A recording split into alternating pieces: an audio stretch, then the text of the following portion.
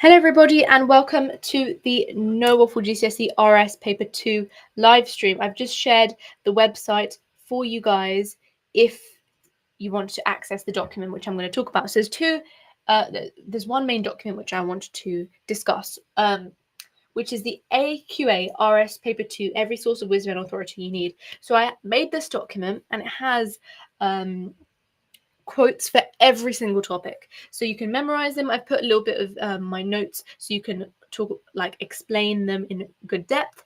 In this live stream, we're going through theme A, B, D, and E.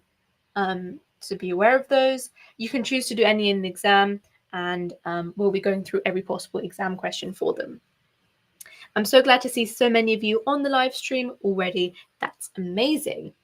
Okay, so I'll put the website there one more time, so if you want to access them.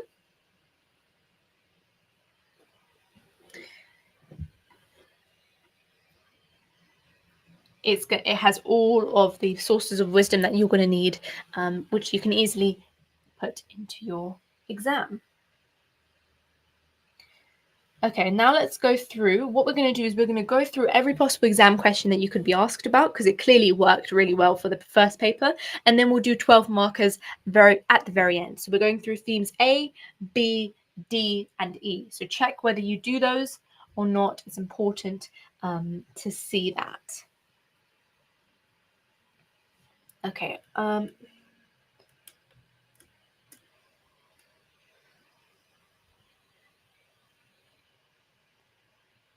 So starting off with the first one, looking at theme A, we'll start off with 4-mark questions. I think what we should do is write it on a document so you guys can have access to that. So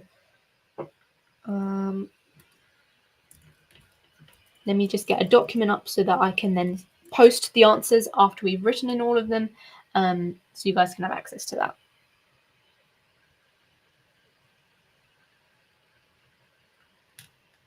So the first one is to explain 2 beliefs and teachings about marriage. So one sec. Let me just put a table in that.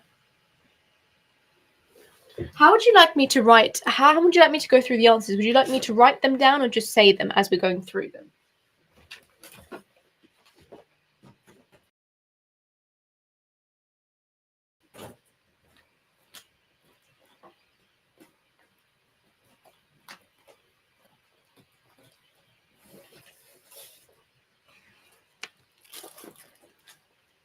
Sorry, I'm not seeing any responses just yet. So what would you guys like to do? Would you guys like to go over the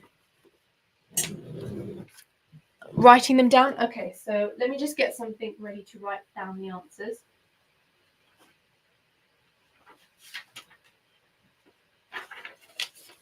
Okay, I need to find some sort of document that has them there. So we will write them down.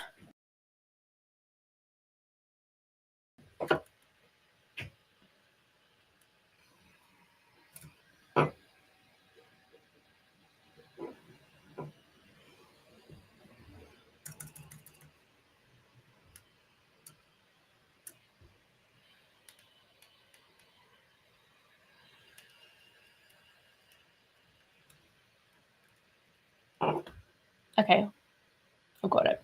We'll write it down on this document here. Okay. So here are the answers. Here are the questions. Let's go. Explain 2 religious beliefs about marriage. Okay. So question 1 is about marriage.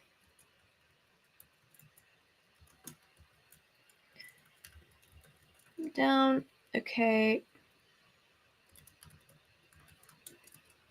So 2 beliefs and teachings about marriage. One thing that you could say about marriage. Now remember, each one has to be a Christian belief and then or an Islamic belief if you study those 2 religions.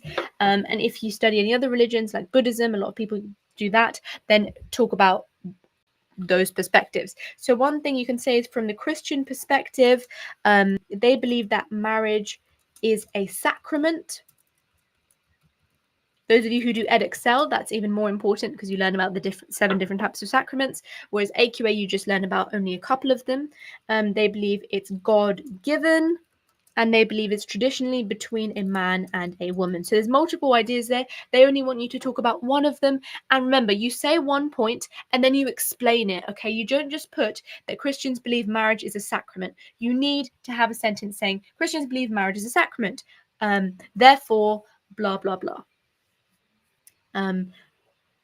Okay, and then looking at the Islamic perspective. So the Islamic perspective, you can say one belief is that Muslim men are allowed to marry up to 4 times. It says that in the Quran. Another point you can say is that Muslims believe that marriage is holy, is a holy union. Anything that you can use to back up that point. Okay, let's look at the next 4 marker now.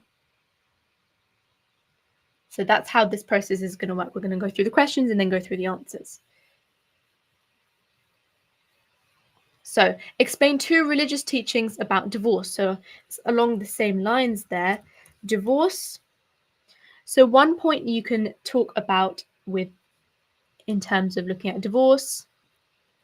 You can say in the Islamic perspective, divorce, even though divorce is not welcomed,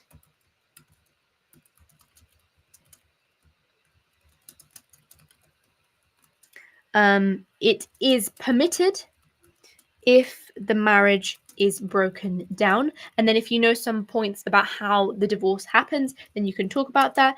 With the Christian perspective, you can say in the Bible, Jesus allowed for a divorce if a partner is adulterous.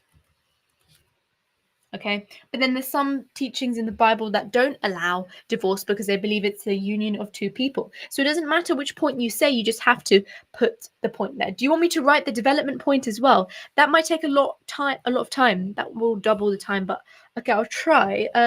So marriage is a sacrament. I'll give examples. So I'll do the initial one. So marriage is a sacrament, therefore, or you can say Catholics, because they believe that marriage is an important sacrament. Catholics specifically ensure that marriage is done with all of their family to celebrate the holy sacrament that they experience. Because not everybody gets married in Christianity, so not everybody achieves all of the 7 sacraments. So that's an example of a developed point, okay? For the next one, in Islam, Muslim men are allowed to marry up to 4 times, or marriage is a holy union. So we can talk about how Muslim men are allowed to marry 4 times.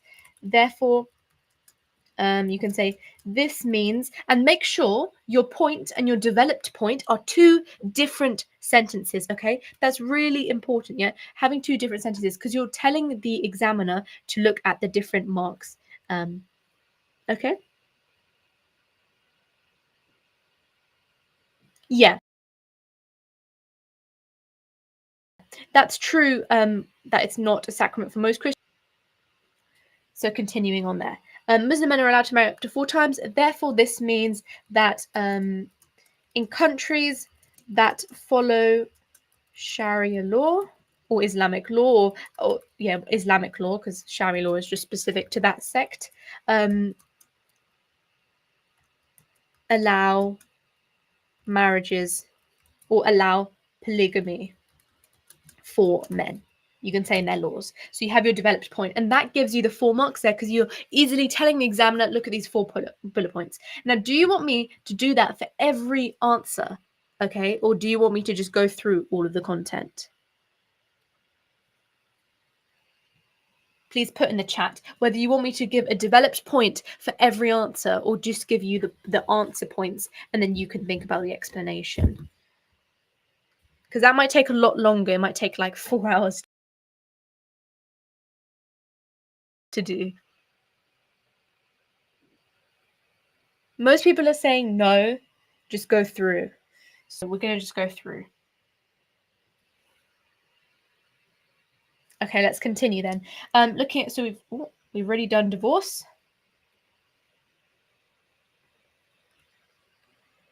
What is going on?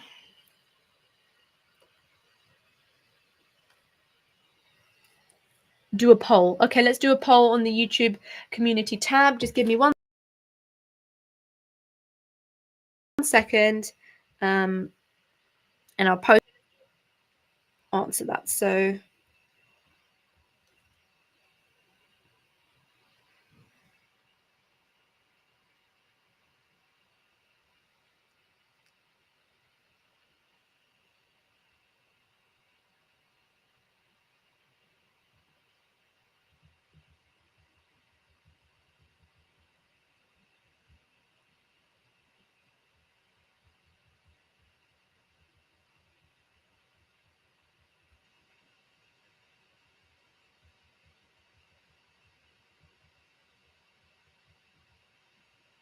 okay, I've posted a poll, so please go and answer that on the YouTube community tab. To be fair, I'm absolutely fine with going and doing that, the development points, if it helps you. And what I'll do is after I've finished with this document, then it'll be great if you guys can it'll be great. I'll put this on my channel and on my website so you guys can access them and revise through the answers before the exam.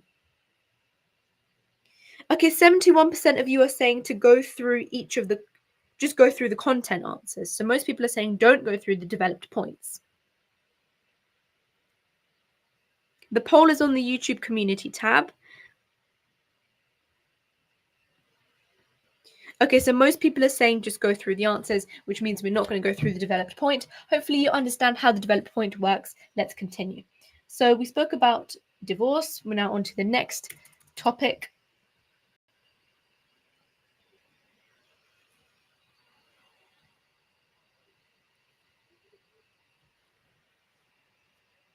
Yeah, you can also take notes. So I'll try and say it instead, perhaps. Okay, explain 2 religious beliefs about same-sex marriage. So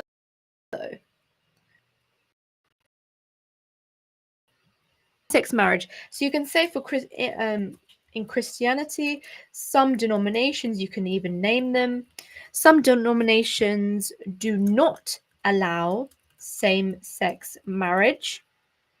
But you can say the Quakers Church do. So you can have 2 different points there.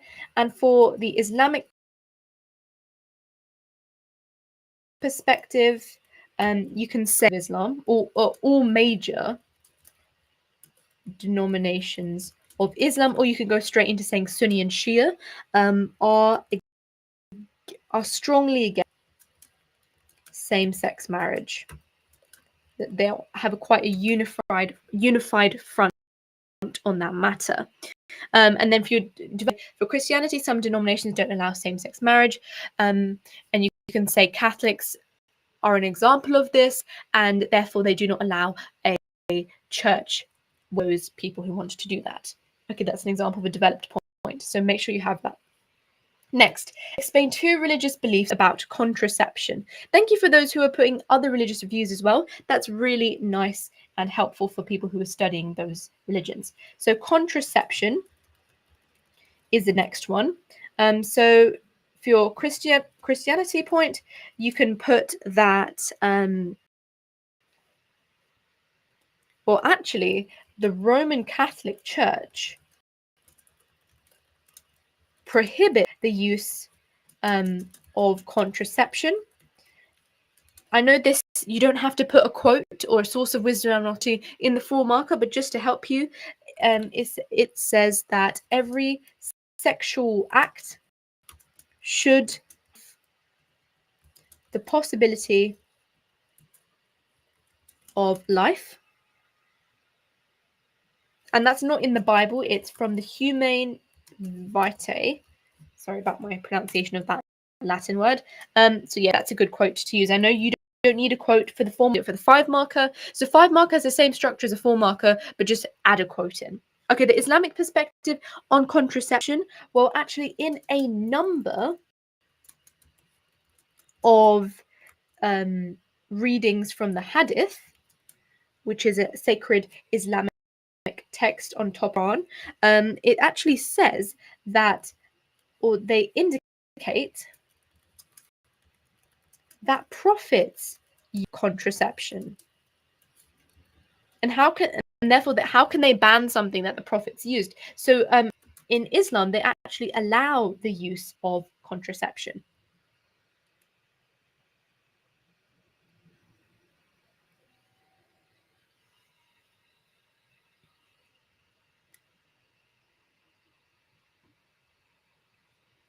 Okay.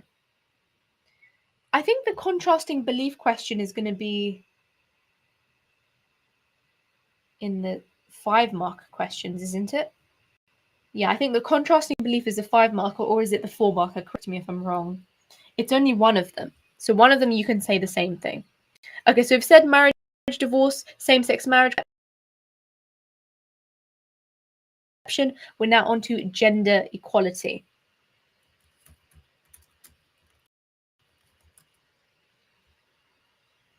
The quotes, for people who are looking for quotes, literally go onto my website. I have full of quotes for all of the main themes that we're going over. So use that. Okay, gender equality. So a Christianity perspective on gender equality. Christians believe that all humans are equal, because we are all made in the image of God. Islam has literally a very similar view on that. They believe that Muslim men and women, although they are physically different, they have the same moral and religious.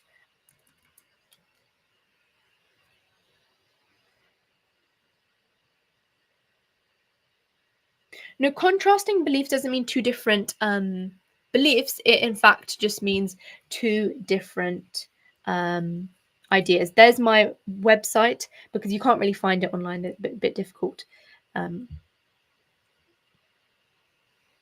Oh, sorry, you can't see.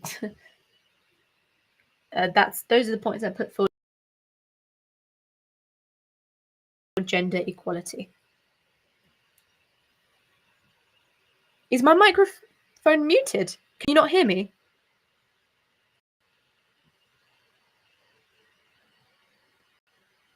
Hello?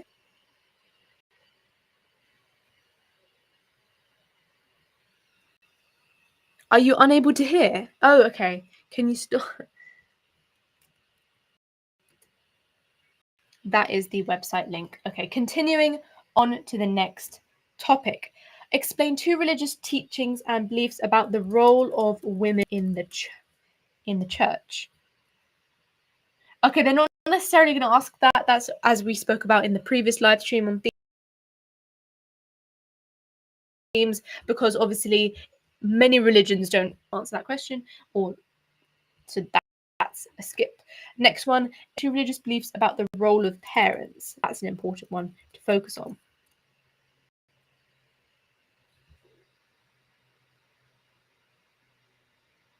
Can you hear or can you not?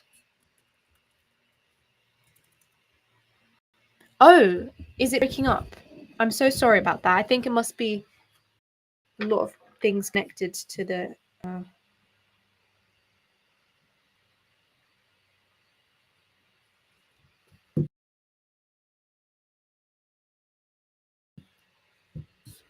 I'm not on mute. Can you not hear me here? But it breaks up. Okay, I'm sorry if it breaks up, but hopefully because I'm typing it up, you should be able to get most of the message anyway. Sorry about that. Sorry if it's skipping. We have to just keep going. Okay, so the role of parents. So for the role of parents, you can say how in Christianity they believe that parents have an instrumental role in disciplining. Oh, no. So we can say parents have an instrumental role in raising their children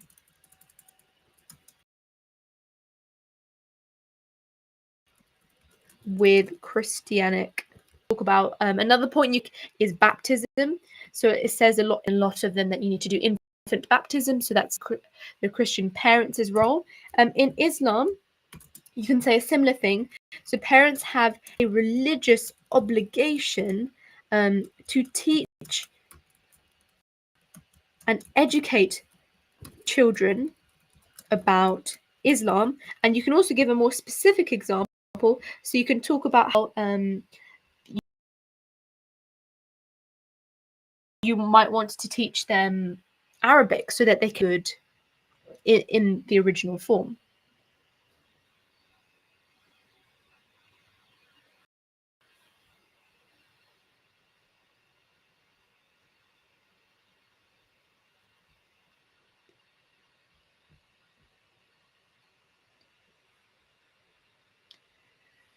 Okay, continuing on to the next one. I hope the volume and whatever issue is getting better.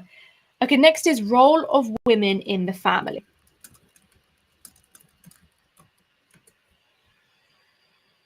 So two beliefs and teachings about that. So Christians believe that women have the same obligations as men. And another point you can make is how the Russian and Greek Orthodox churches believe that women should solely focus on being a good wife and mother and not have any other jobs and things like that. The Islamic perspective, they have the same moral obligations as men, moral and religious, sorry. So they just husband, if they are married, will educate their children about Islam. So it should be very equal.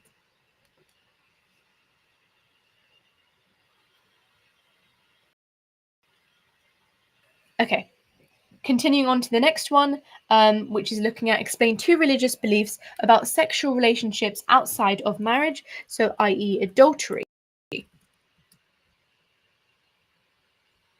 So one belief about adultery that you can say from the Christian perspective, you can talk about two different perspectives. So the more modern, open and accepting and loving one, where it's like adultery is okay, or you can talk about the more historical perspective. Well, you can say that one belief about adultery is that Jesus said that adultery is the only basis on which marriages can break and people can get divorced. Obviously, that's a more Protestant view because Catholics don't believe in divorce. In Islam, you can talk about, in terms of adultery, you can say how they have very harsh punishments in the Islamic law for adultery. You know, there's things like stoning and, death penalty. Depends on the extent, of course. And so that's really important. So harsh punishments in Islamic law for adultery, and you can expand on that if you know more about that. Okay, moving on to the next one, which is explain two religious beliefs about sexual relationships before marriage.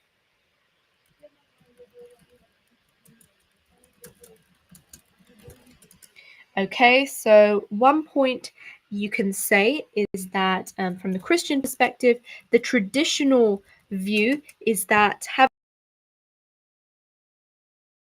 having premarital sex, that's all casual, as they often refer to it when they're talking about Christian teachings and beliefs, they are not supported. However, you could argue that Quakers and other churches actually support sexual relationships before marriage as long as they are long-lasting and they are not about but about really and being together. So Quakers and other churches take more view on things. The Islamic perspective about premarital sex, they say that it's forbidden. They believe that sex is a gift from Allah that should only be appreciated within the bounds of marriage. And they actually punish you by flogging, which is an example of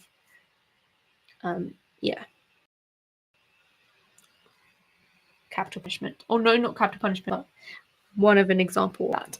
So okay.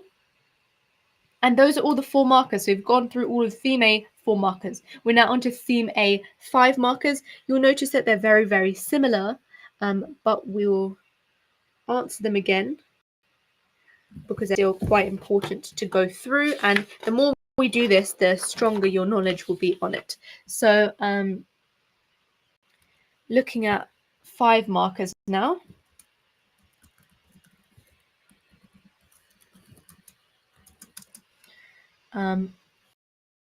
With the first being on sexual relationships outside of marriage. So now we're going to try and do contracts. So sexual relationships outside of marriage, because I think that's what they tend to ask for.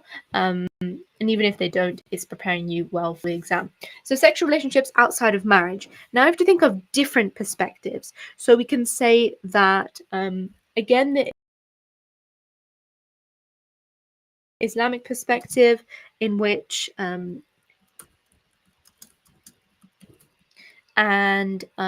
we looked for a quote. It says, "And come not near into adultery." Remember, I've given you the access to the document which contains all of the sources of which you can access via my website if you want, but I will be putting some in here as well.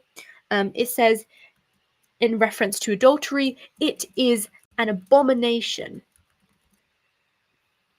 and an evil way." Okay, that's Islamic perspective. Now, the Christianity perspective, since it has to be contrasting, I'm going to take the liberalists' view on this point. So liberalists will be the more freer versions of the Christians, and therefore believe that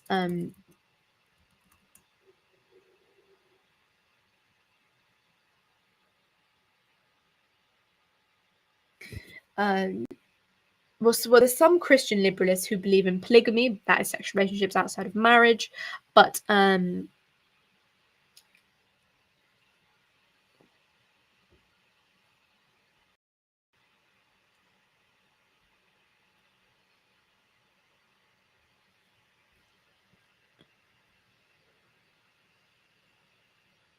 sorry, I was just checking whether my audio is working. It's telling me that my audio is still working, so I'm going to have to.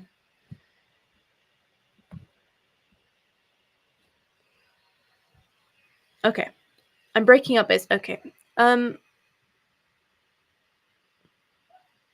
mean, I've been streaming with Restream this whole entire past couple of lives, and so I'm surprised it's breaking up now because it hasn't been breaking up previously. So I'm sorry about that. Hopefully it gets better. I think maybe a lot of people are using the internet.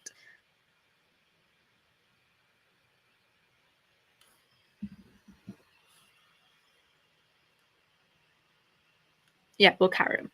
Carrying on. So liberalists believe that sexual relationships outside of marriage, some view that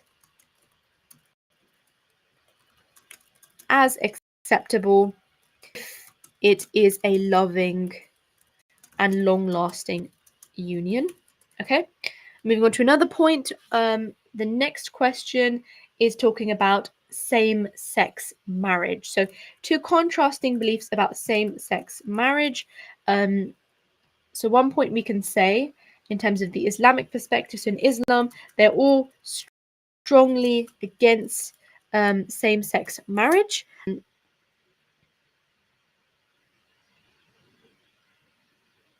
It says in the Quran that only a man and a woman should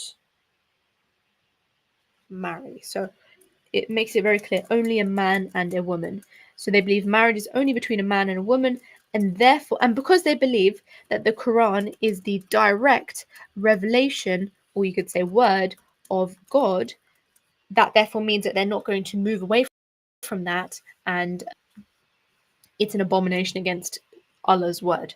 Now, the Christianity perspective on same-sex marriage, since it has to be contrasting, I'm going to take perhaps the view of another church and say liberalist churches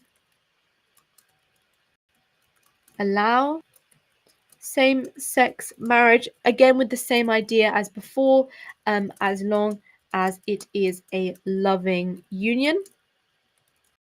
Perhaps if you were going to take a different perspective and say perhaps some Muslims allow same-sex marriage and Christians don't, then you can use the quote where it says in Leviticus, if a man has sexual relations with another man as one does with a woman, both of them have done what is detestable. Okay, that's another perspective that you could talk about. Moving on to the next question. I'll leave that up there if you want to take any notes. The next question is about contraception.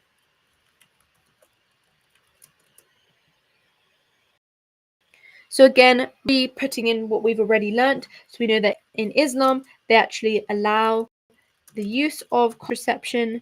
It's harder to give a quote for this one. I mean, actually, as we said, we did give a quote. For Christianity, they actually, Catholics, Roman Catholics, they do not allow the use of contraception. And why is that? Well, it says in the Bible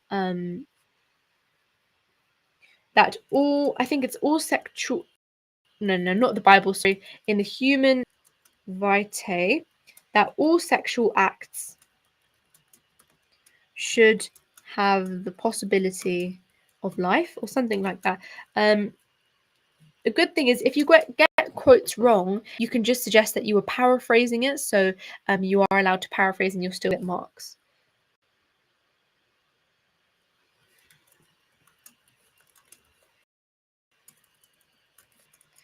Okay, and that is enough. So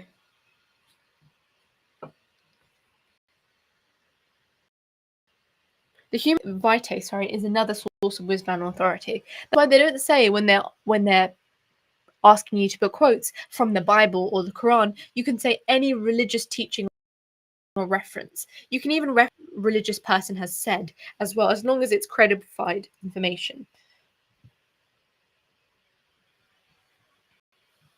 Okay, moving on to the next one, which is talking about divorce. Again, similar thing that we mentioned. So with you've got the Islamic perspective where Muslims allow divorce, have the various different stages where the husband and wife don't sleep in the same bed for, I think it's a couple of months, so they ensure that they don't have any children within that time, so that the divorce is split equally, and they have loads of different processes after that.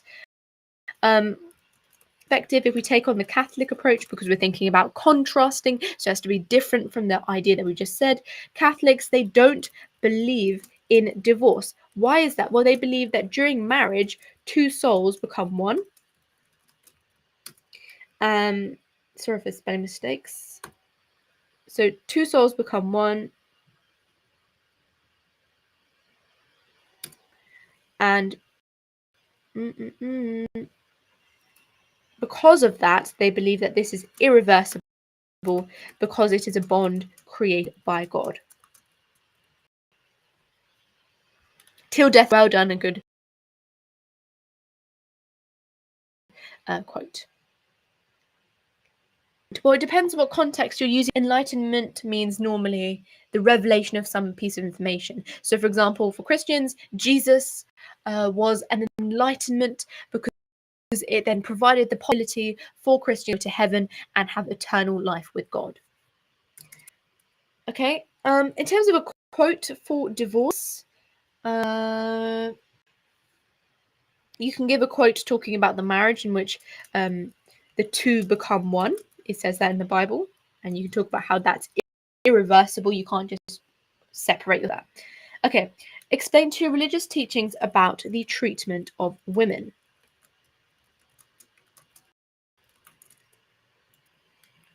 So you can talk about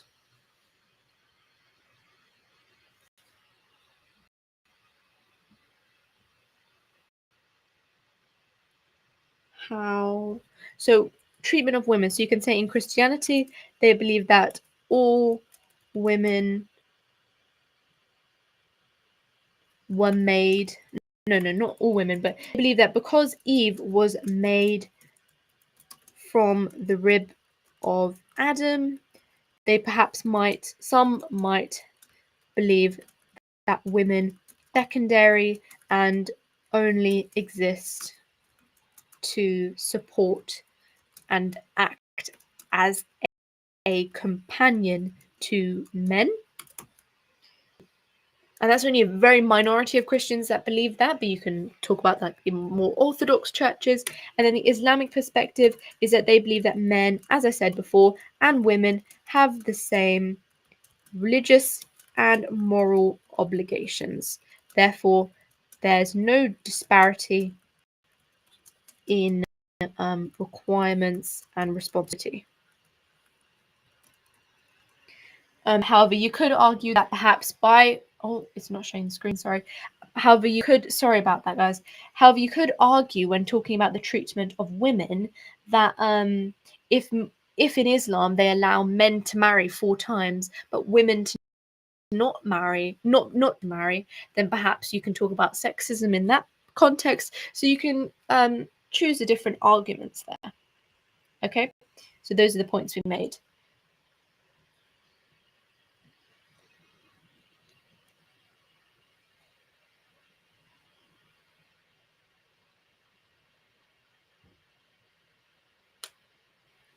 Okay, it's fuzzy. Can you not see the screen? That's a bit concerning. Let me.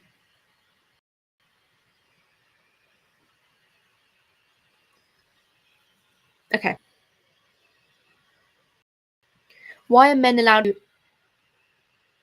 marry multiple times?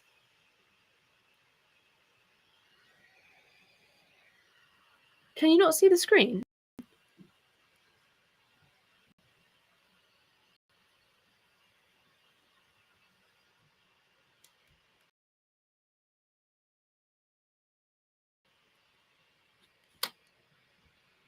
Yeah, why are men allowed to marry multiple times in Islam? I don't know the exact reasoning behind that, but I just know that they have that. So perhaps some Muslims in the chat might be able to explain that a little bit more.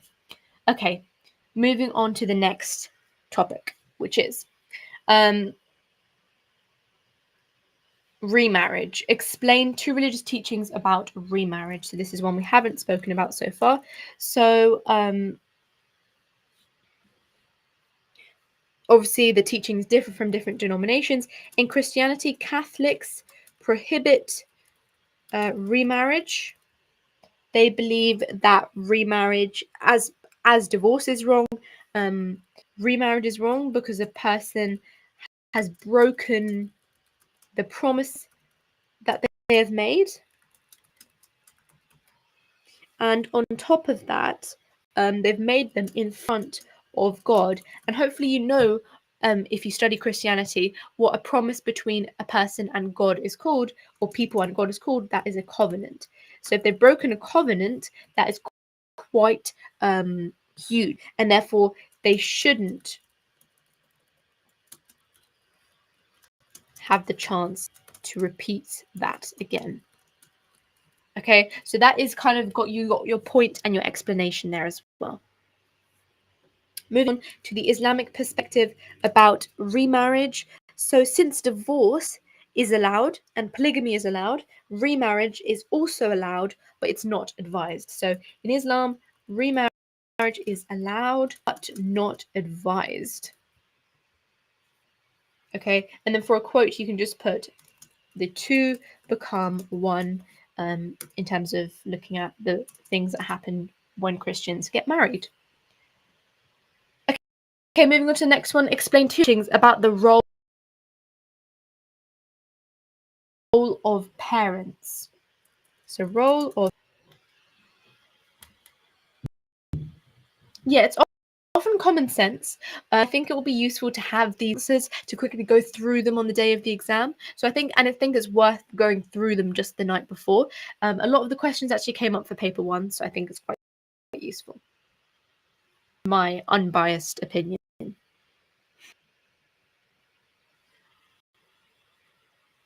Oh, Mariam's back.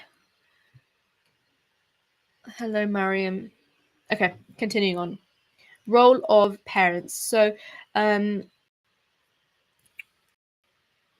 you can say is that in the Bible, it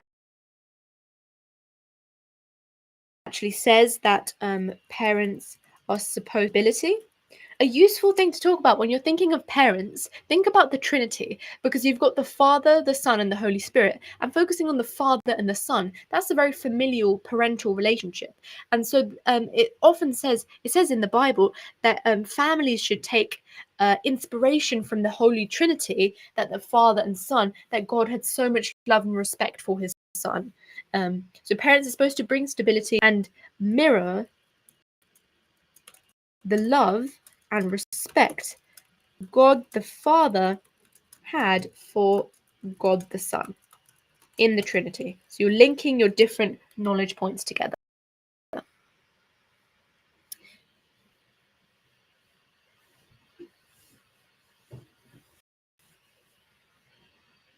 Okay, continuing on. So in Islam, the role of parents is heavily to emphasized heavily to teach about the religion and make sure that they learn Arabic, but that's lesser. It depends on the denomination that you're in, how severely it's imposed that you need to learn those things. Okay, moving on to the next question. Same sex.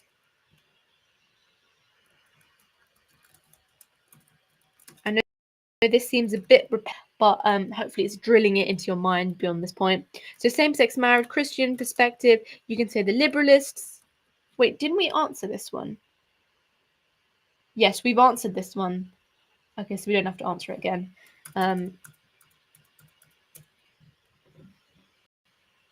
Sexual relationships before marriage, similar to the sexual relationships outside of marriage. That question wouldn't come up. Okay, now we've got to the 12 markers. So we're going to actually do the 12 markers at the end of, because it is much better to go through all of the possible questions and then come back to the 12 markers. We saw that worked better with the paper one live stream. Okay, so let's continue on to theme.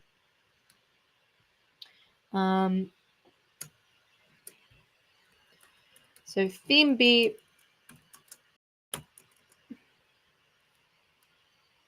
4-mark questions. Okay. So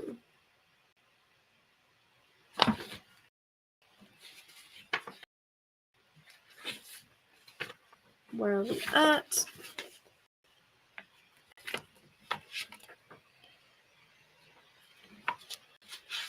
Do you want to do 12 markers first?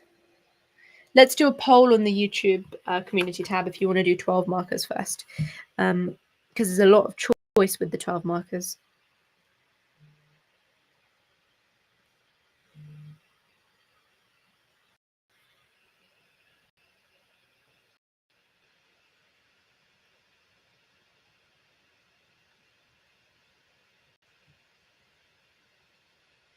Okay, so I'm just posting on as a YouTube poll whether you want to do 12 markers first. So I put 2 options, yes, no. So if you can vote there, that will be great. Before we go into theme B. I hope you're for those of you who did computer science, I hope that went really well. I know I can do a poll in the chat but form, so I can't do that, fortunately. Sorry.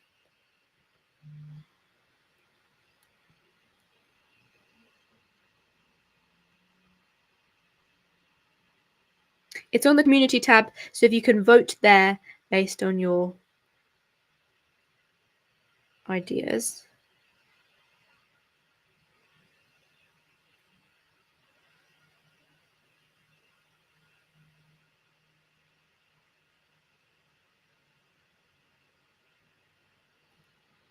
I've received an application from some people to be moderators for the YouTube channel.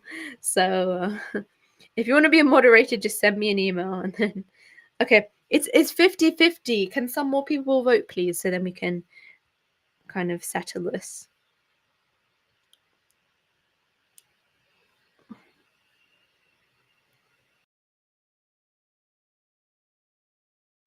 I think you guys are kind of divided on this one. I'm questionable as mod. Yeah, questionable I always see on my chat, on my live stream, which is really nice.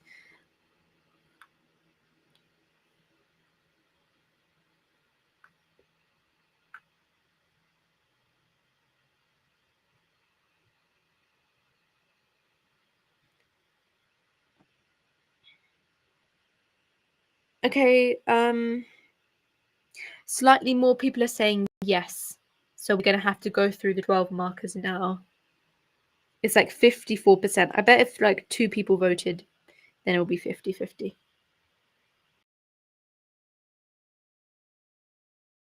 I think we should do 12 markers at the end. That's what we did last time.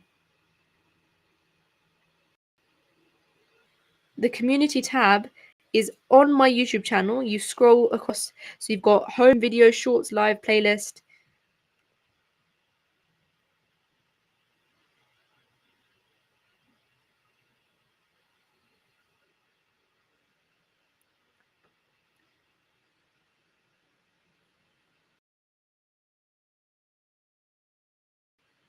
Okay, it seems that it's more saying at the end, so we'll do them at the end. I think that's better. Okay, and more people have voted no. Fine. Okie dokie. Let's continue then. Okay, we'll do them at the end. Moving on to the theme B, and then we'll come back to those. So explain 2 religious teachings about vivisection. What is vivisection? Vivisection is animal experimentation. With that, because we know the students think they get confused when they see that. So vivisection. So vivisection, i.e. animal experimentation.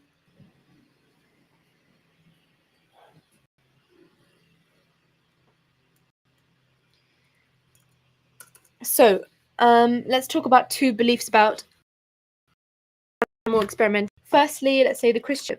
So in Christians' perspective, they believe that God has allowed humans to discover how to do it, i.e. how to actually experiment on animals. And since God has allowed that to happen, it must be allowed. And on top of that, some Christians argue that it is justified medical and makeup testing.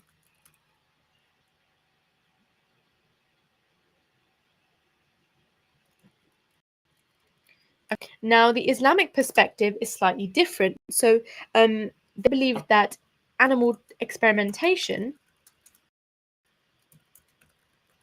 should only be done for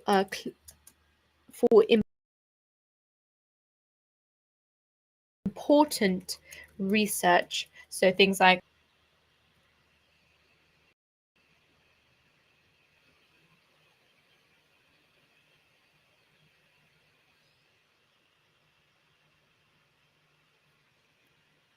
okay, moving on to the next one, which is caring for the planet.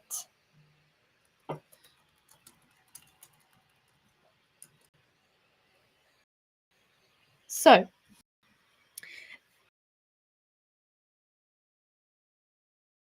the Christian perspective about caring for the planet is that as stewards of creation, which it says in the Bible, humans have a responsibility towards the environment. And the Islamic perspective is that they believe that all people are khalifas, which means guardians of the planet, and therefore they have a duty and responsibility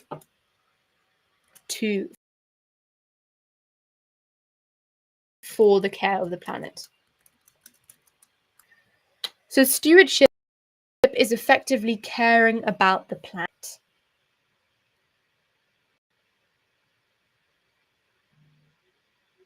Yeah. Okay. Continuing on.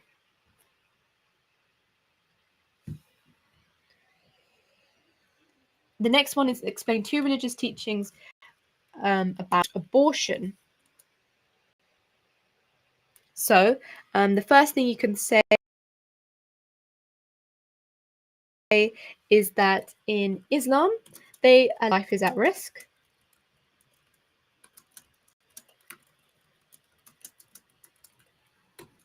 Because they believe that it is the lesser jihad, which means the lesser evil. So the woman's death is a greater evil than a child's death. So they believe in that.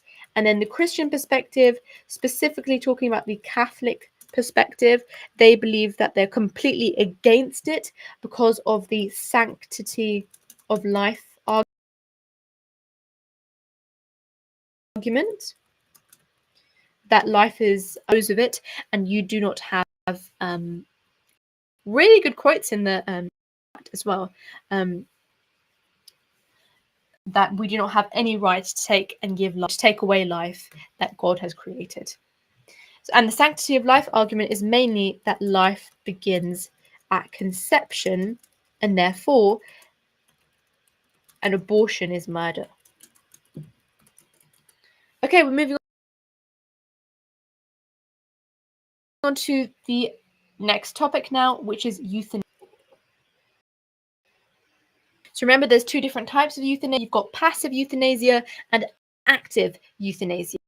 So passive is looked when you are, for example, your life is only being sustained by using a life support machine, and therefore switching that life support machine off will just make you die of your disease naturally, as you would have done without the machine. And then active euthanasia is perhaps when you have no medical ailments, but you just want to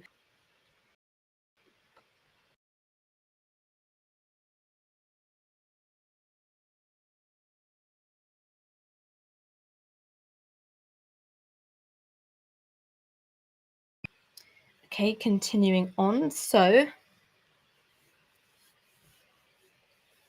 euthanasia. So yeah, as I said, passive and active euthanasia. So looking at some points to make from that.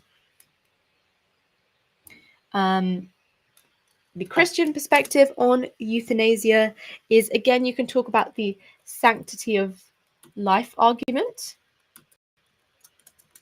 So again, we're speaking about the Catholic perspective here, and therefore they believe that no matter the pain, it's God's will that has kept you here. Otherwise, it wouldn't have happened and it wouldn't have turned out that way. And therefore, with Christian life argument, they are completely not Christians, but some Catholics, they're completely against it.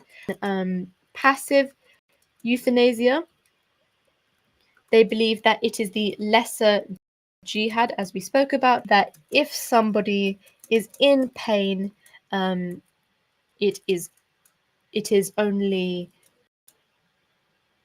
caring to help them. But then obviously there's some Muslims that do not believe in euthanasia, because it actually says in the Quran that a person that saves one life, they should be celebrated as if they've saved many, because it's highlighting the idea and that's why it emphasizes the importance of saving lives in Islam. So perhaps some Muslims will be against that because of that teaching there. Okay, moving on to the next one. So stewardship, which is effectively the first question that we looked at. So it's the same answers there. The next one, which is origin of humans.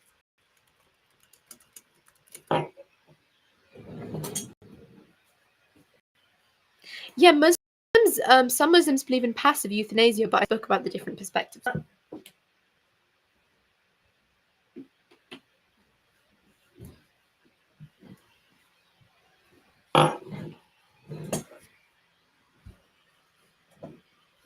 Okay.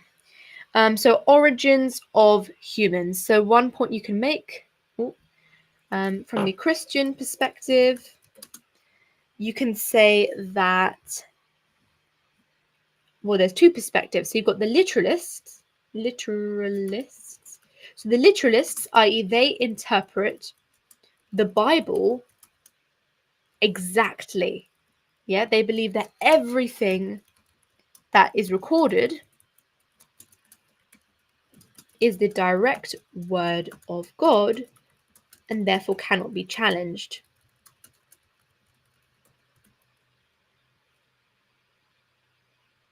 And therefore, the literalists, literal Christians, they therefore believe that the creation story actually happened, whereas some Christians take a metaphorical view and they think that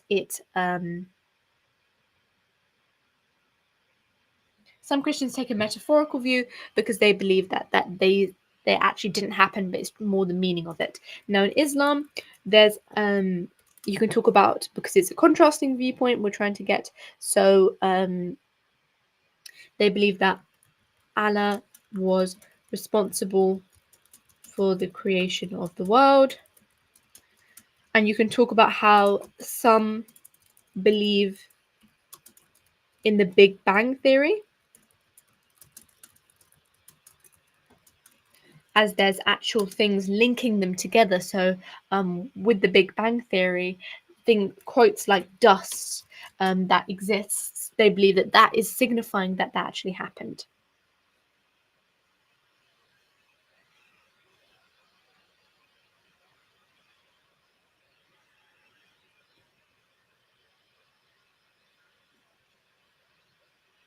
Okay.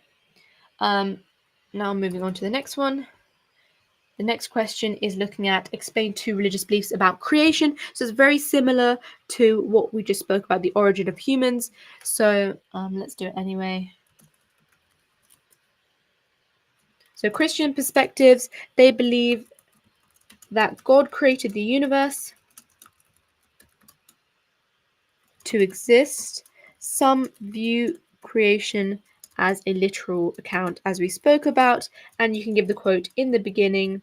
Obviously, this is 4 marker, so it doesn't really matter too much, but in the beginning, God created the heavens and the earth. I hope I'm typing quick enough for you guys to go through. And then the Islamic perspective on creation, they believe that despite not having a creation story, they don't actually have like how God created the earth in the world and the universe in 7 days. In Islam, it doesn't say that exactly.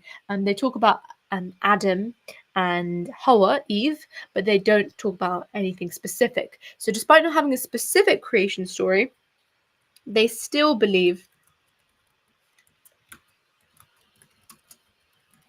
that everything happened and happens according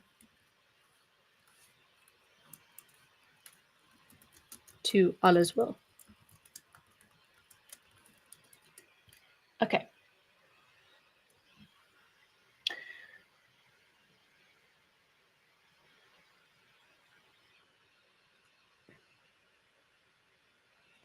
Continuing on.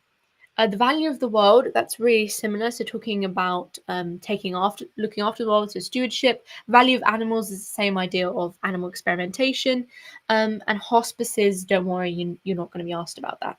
So now going over theme B questions. Would you like me to re-answer them? Because theme B questions, again, they have the same topic, but it's just, of course, with another source of wisdom and authority. So do you want me to re-answer those or not? Tell me in the chat. Because obviously they're going to be the same as the 4 markers, but just with a source of wisdom and authority. And I don't want to waste your time. And if you want to put more emphasis on 12 markers, I would recommend just kind of going through.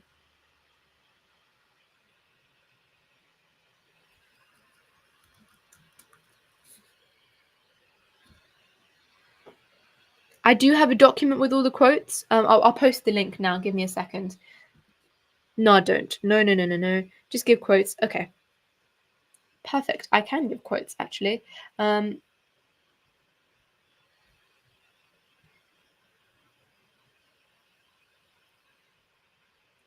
So here are the quotes. So we've female quotes. Should I link this in the chat for you guys? Let me link it so you can access them.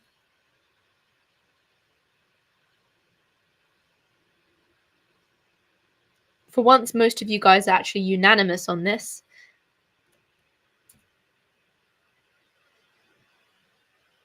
So that is the document. So we've got theme A, but obviously we're on theme B now. So in terms of quotes for creation, you've got Christian quotes on the left and Islamic quotes on the right. So Christian quotes, God rested on the 7th day in Genesis. The universe is designed by God out of nothing. Fundamentalists or literalists have a literal interpretation, and then liberalists regard the account as symbolic.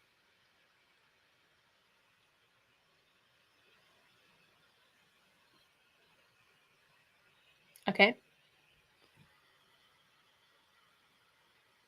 I'm so sorry I don't do Buddhism, but next year, I know you're not going to be doing GCSEs next year, but next year I'm going to open this resource up to more religions. Okay, and then in Islamic quotes about creation, your Lord is God who created the heavens and the earth in 6 days. Oh, so it is more specific in Islam as well. This is interesting. I think there's less detail because in the Bible there's a lot of chapters on creation, whereas in the different books, whereas in Islam it's just very limited. So Muslims believe in the scientific theory in the Quran as the heavens and the stars were at one point smoke. Now, sometimes note that Quran is spelt like Koran. So just look at how the question phrases it if they ask. Okay, stewardship, Khalifa. So God took Adam and put him in the Garden of Eden to work it. So that is the quote which tells to therefore take care of that is a privilege and responsibility. And Laudato Si, this is a letter that the Pope sent to the world. It was a couple of years ago where he sent this, and it just talks about why we should take care of the environment. That's obviously for Roman Catholics only. From the Muslim perspective, it says, "It is He who has made you successors on the earth." And however, it's important to remember that in Islam, they do not promote the idea of dominion. Okay, it's important you remember that. So in Christianity, they believe that dominion is dominion is allowed. So, i.e., humans having a higher status than animals, they believe that's allowed. Whereas in Islam, they believe that people have the same value as animals, and that's where they go to make food halal and things like that because they want to respect the animals, God's fellow creation. So dominion, rule over the fish in the sea and the birds in the sky and over every living thing and creature that moves on the ground, Genesis 1. So that's Christianity. And the Muslim perspective, they are called to respect nature, so they don't actually have dominion. It says every single Muslim that cultivates anything is counted as charity towards them on his behalf. Talking about the environment, there's a lot of different quotes you can say. The fact that God created the world suggests that we should look after it. Is Islamic perspective, eat and drink, but do not be extravagant. So this is saying that don't have too much waste and be very careful. And there's also the Islamic foundation of ecology and the environmental sciences, which put a lot of resources into helping improve the environment. Okay, animals for food. It says in Genesis, God gave humans animals for food. It's very direct about that. And in the Quran, it talks about how halal animals should be done. They should be killed in the name of God to prevent any suffering. It says in the Quran, it is God who provides livestock for you, some for riding and some for your food. Pork is not allowed, or any animal that has died in the wild. That's not allowed. Okay, animal experimentation. So you've got the story of Noah's Ark. Everything that lives and moves will be food for you. So that's quite obvious, telling Christians to that they have human superiority above animals. And in the Quran, there's over 200 verses to do with animals, and therefore experimentation should be avoided and only used during key healthcare things. Okay, origins of human life and evolution. God created mankind in his own image, in his own image, in the image of God. He created them.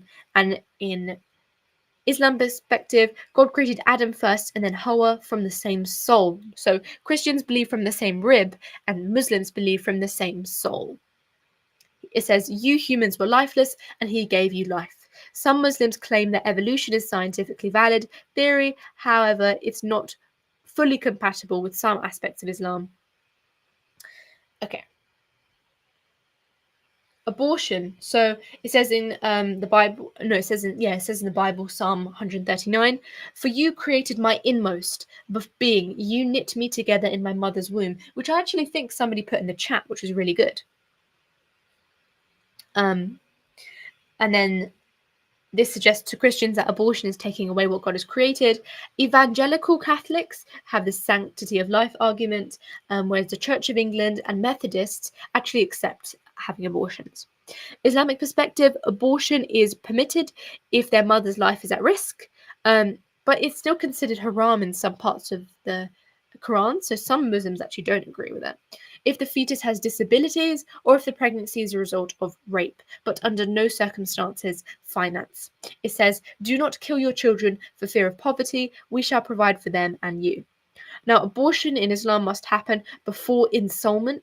So they believe ensoulment happens at either 40 days or 120 days, depending on the different denomination you are. And otherwise, it is considered murder. Okay, continuing on, euthanasia. So points, I've actually put points for and against for you guys. So if you were to ever get a 12 marker on it. So for, in terms of Christian perspective, God gave humans free will. Euthanasia may be the most loving thing to do and compassionate thing to do. It says in the Bible, love thy neighbor. It also allows a good and gentle death, a dignified death. It is a means to an end. And if it's passive, it's not really, it's just taking away the thing that's artificially sustained your life. Now, against points, it's murder, it's open to abuse, and maybe against the will of the person. Only God should take life. Inheritance issues may encourage relatives to pressurize family to go into doing euthanasia. It may encourage compulsory euthanasia as well. Now, in Islam, euthanasia is haram. No soul may die except with God's permission at a predestined time. However, some Muslims believe that it's actually compassionate to help, and actually some of them believe in passive euthanasia and are strongly against active euthanasia. It says, do not take life that God has made sacred. Nobody knows God's plan. So there's a lot of quotes for that. I do have a link to the quote document. Here it is.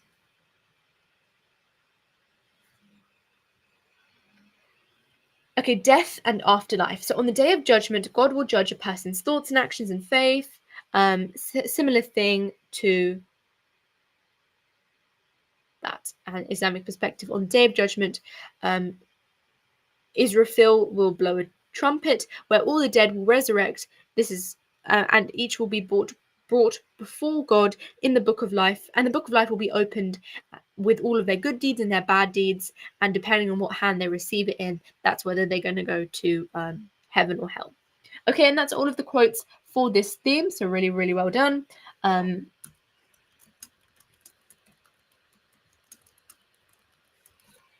So we're now going to look at the next theme,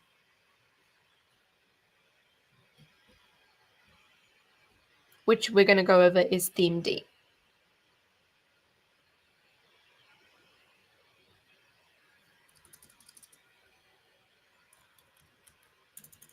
I hope you're finding this helpful, and I know it's tempting to try and start maths revision because obviously you've got maths exam,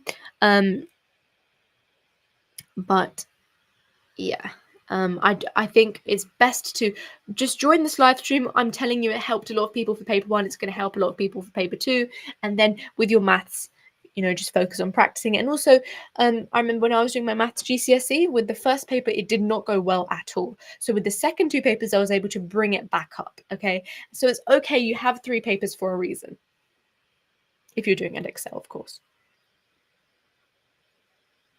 Okay, so we're now going to go on to theme D. So the first question is explain 2 religious teaching or 2 religious beliefs about holy war. So let me just open this up. This video will be a lot quicker now because we're just going to go over the 4 markers and then go over the quotes. So holy war.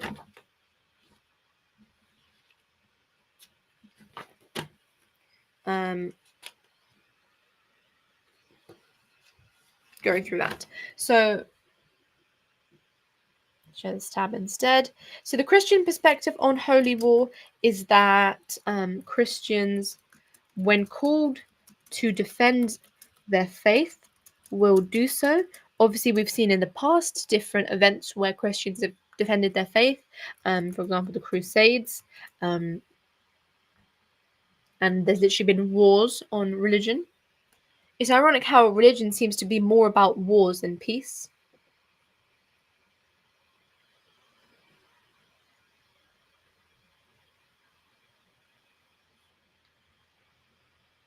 Okay. And then, and Muslims have the same perspective. Notice they're Abrahamic religions, so there's going to be a lot of overlap. But instead, in Islam, it's much more specific. So if you are a Shia Muslim, I believe it's one of the, is it 6 articles of faith? I think, is it 6 articles of faith? In which they're actually called upon the principle of jihad, which is, there's 2 parts of jihad. So the lesser jihad is the one to protect the faith, and the greater jihad is the struggle to practice your religion, especially in a modern world. So in Islam, it's much more specific. They're actually called upon to protect their faith, whereas in a Bible, it doesn't. 10 obligatory acts. Thank you guys for correcting me there. Oh, gone up. You guys are really on it today. Really good. I'm glad. Okay, where are we at? 10 obligatory acts.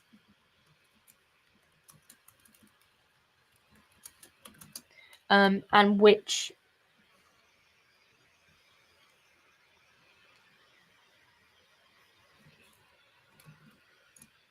so you've got your 10 obligatory acts, and Muslims are called upon the lesser jihad to protect their faith, and therefore it's much more specific than Christians. Christians, it doesn't even say in the Bible to protect your faith. It was kind of just taken upon those people to do that. Okay, next, explain 2 religious beliefs about weapons of mass destruction.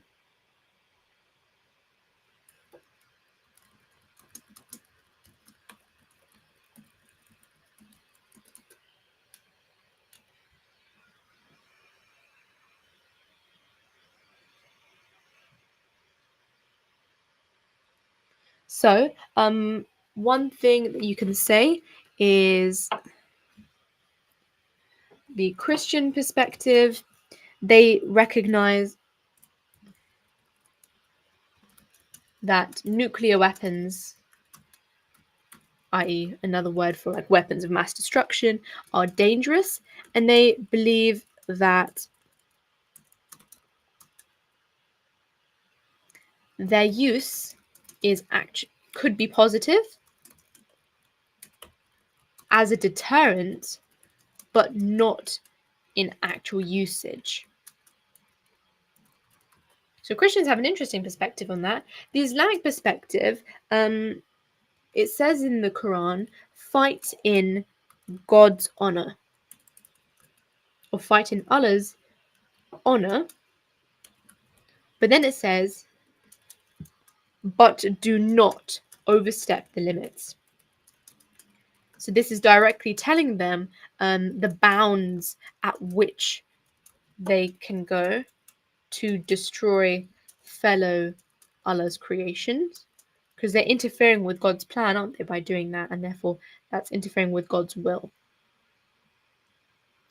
Okay, the next topic, which is using violence.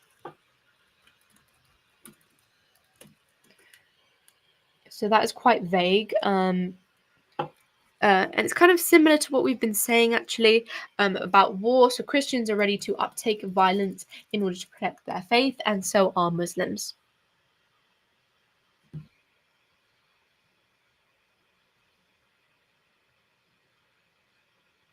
Can you also say destroying places of worship? Yeah, you can say that. Yeah, exactly. That's a good point actually to talk about, because that's going to directly impact the religion.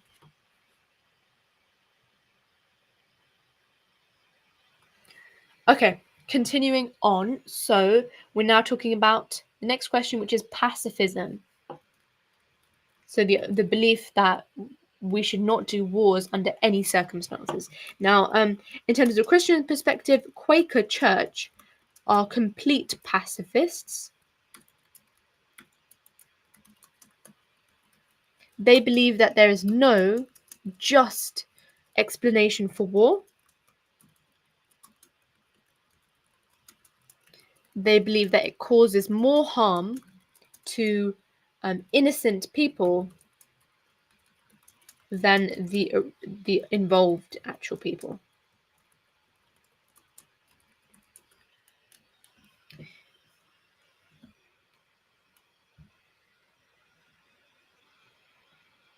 Yeah, it's almost 9 p.m. Wow, that's crazy. Thank you guys for staying with me. I hope you're finding it useful. Hopefully we can speed this up a bit more, and then we'll be done relatively soon, and then we can go through the 12 markers, okay? So pacifism. Now, with the Islam perspective on pacifists, so the root of the word Islam means peace, okay? And therefore, Muslims believe that if they are given any opportunity for peace, they must accept it, opposed to war.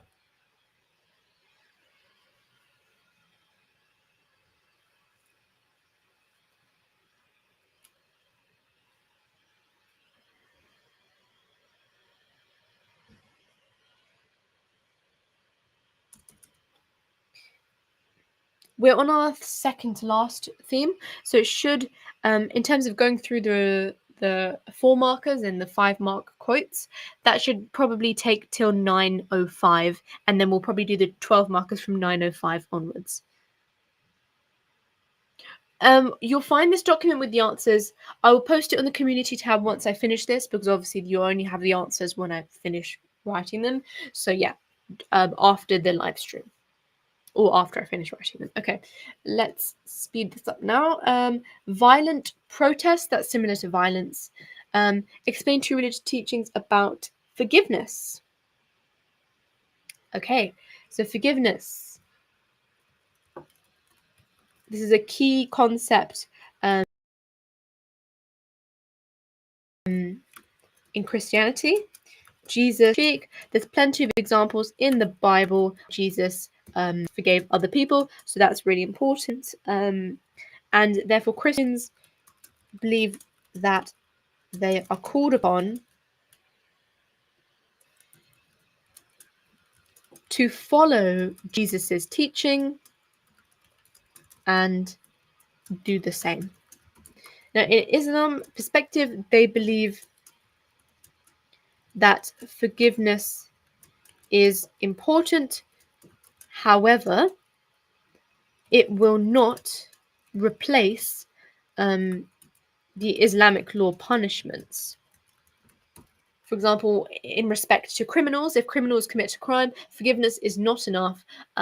You have your punishment, your respective punishment, because you've committed the crime.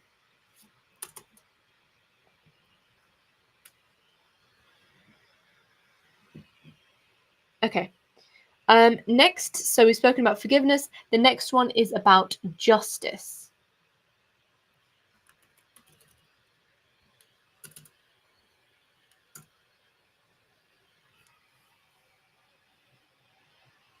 So, justice is quite a vague one. If we're thinking about justice, we're thinking from the Christian perspective, Christians are encouraged to protest for equal rights for all people, since they believe that all people are obviously made by God in an equal way. For Islamic perspective, they believe that justice is achieved completely by following God's word. So what I mean by that is, initially within this life you have the Islamic law that deals with if you commit any crime, and that is a justice sense. And then on Judgment Day, you will be dealt with appropriately for your life actions. Okay.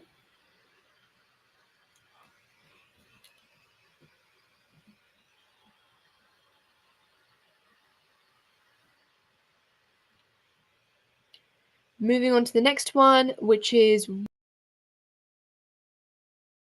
war and victims of war. So we've spoken about holy war, and then victims of war. Then we need to talk about how to treat them. So obviously both of them treat them with the utmost compassion. They send loads of resources to them, and yeah. Okay, moving on to terrorism. Obviously both religions are against that, so you're probably not going to be asked that in the exam. And then we've spoken about protesting, so just wars is the last bit. So again, as we spoke about, Islam have the concept of jihad, and they believe that if their religion is being threatened, they are called upon to defend it. And however, they can't just do it via any means. They have limitations. For example,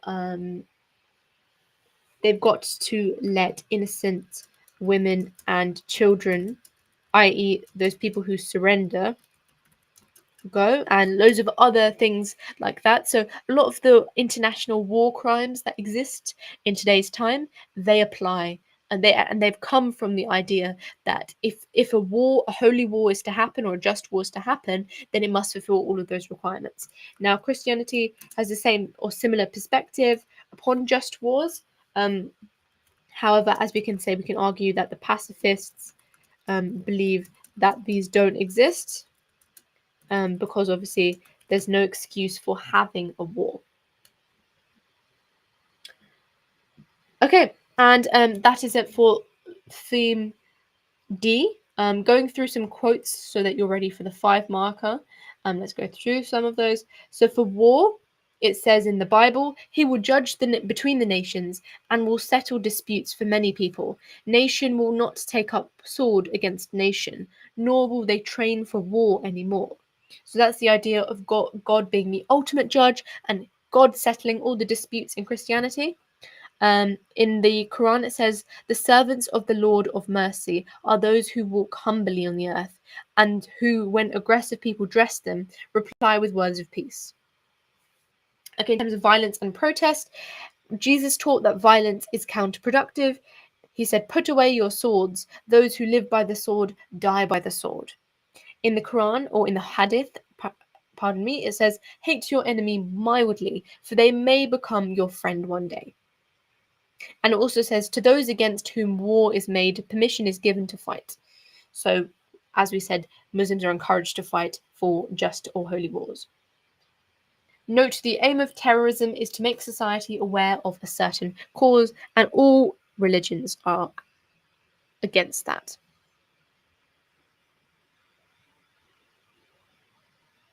Yeah, I will link the Word document once we've answered all of the questions. Okay, we're not finished that. Reasons for war: you've got greed, self-defense, or retaliation. It says in the Bible, in terms of greed, "For the love of money is the root of all kind of evil." Self-defense: do not repay anyone evil for evil, live at peace with everybody. And for retaliation, if anyone slaps you in the right cheek, turn to them the other cheek also. Now, for the Islamic perspective, it says, "God does not like arrogant, boastful people who are miserly." It says, "Those who have been attacked or permitted to take up arms are because they have been wronged." So it's justifying people going into war. And then finally, Islam, permits fair retribution. Weapons of mass destruction: only God has the right to end life. "You shall not murder," and they cannot justify the use of weapons of mass destruction only in war. In the Quran, "Do not contribute to your destruction with your own hands. What do God what good does God do for..." Oh my gosh, I can't read that. I think there was a spelling mistake there. It would destroy God's creation. And finally, just war. So a key anagram, or not anagram, but phrase that helps you remember. So clips, because you've got cause, legit authority, intention, last resort, and proportional methods of fighting. So in order for just war to happen, those are the different things that you needed to focus on.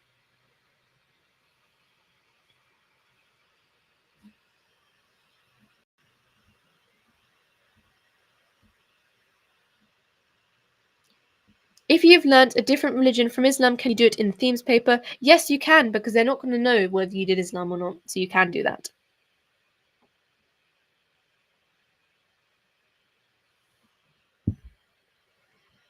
Monomic, that's the word. Thank you, Isaac. Okay, and continuing on there, so just war. The Old Testament has references to God helping the Jews in the Crusades. Both sides believed that God was on their side, so it's interesting perspective there. And for both Muslims and Christians, a holy war must be authorized by a religious leader and only be fought to defend the faith from attack. Okay, pacifism. So it says in the Quakers' main statement is "Blessed are the peacemakers." They take that as their calling to not to be pacifists and prevent war from happening. And in the Quran, it says, "Fighting has been ordained for you, even though it is hard for you."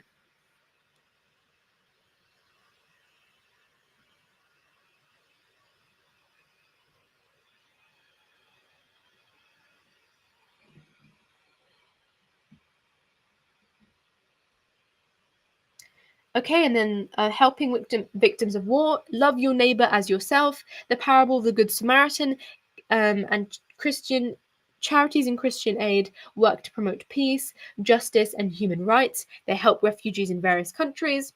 And in Islam, it says, "Whoever saved life, it would be as if they saved the life of all mankind." So that was a quote I was referencing earlier. Muslim aid and Islamic relief are just some examples of the charities that provide short-term and long-term aid to victims of war during disasters or emergencies. Okay, that is theme D done. We're now onto the final theme, E. Well done for making it this far into the live stream. It takes a lot of effort to have to watch it. I understand that. You must be so tired of my voice by now. Um,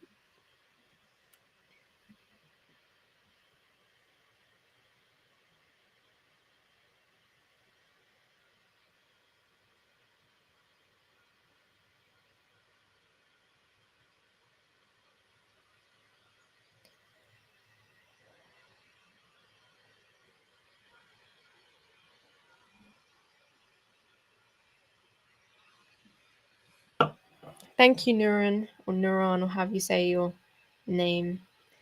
Appreciate that. Okay.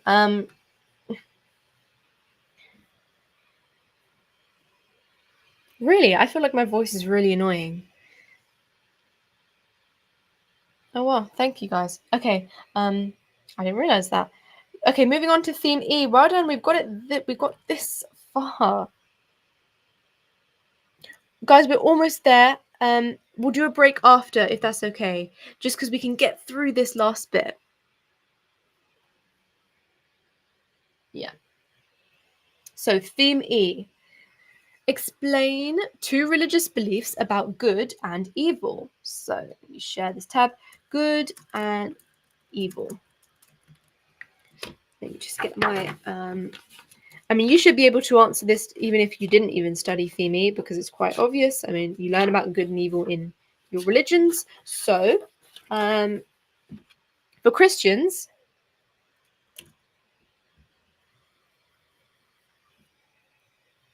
yeah, you can, even if you didn't study theme E, you can still do it in the exam. There's nothing stopping you because you get all of the papers. So, if you didn't have a teacher that taught it well, I would recommend just doing it yourself.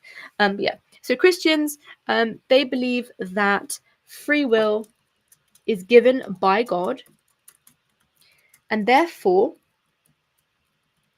humans have the ability to choose between good and evil. Okay, the Islamic perspective depends what denomination, as we said, but they believe that all evil is linked to Iblis, which is Satan, and they do not blame God for any of it, or I should say Allah, for any of it. I would recommend, if you're going and talking about Islam, I will post the answers soon. If you're going and talking about Islam, always say Allah instead of God. I think I may have made that mistake myself, but speak about Allah because it's more in line with the actual religion. Okay, next, explain two religious beliefs about hate crimes. You wouldn't necessarily lose a mark, no, but I mean, maybe if you have an annoyed examiner, maybe, but that would be really rude. So I don't think you can lose a mark on that. That would be too rude.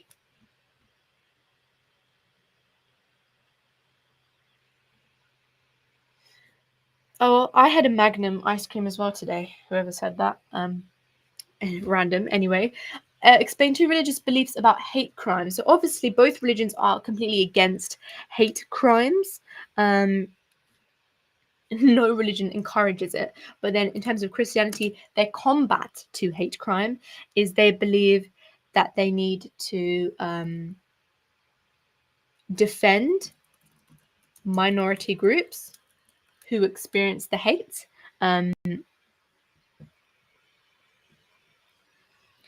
Defend minority groups that experience that hate crime, even if they are non-Christian. They believe that they have a calling to love each other, because when they said love each other in the Bible, it didn't just say love fellow Christians.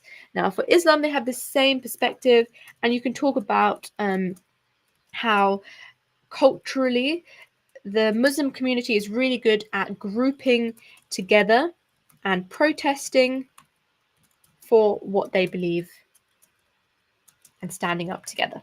Oh, yeah. Okay, moving on to the next one, which is explain two religious beliefs about the aims of punishment.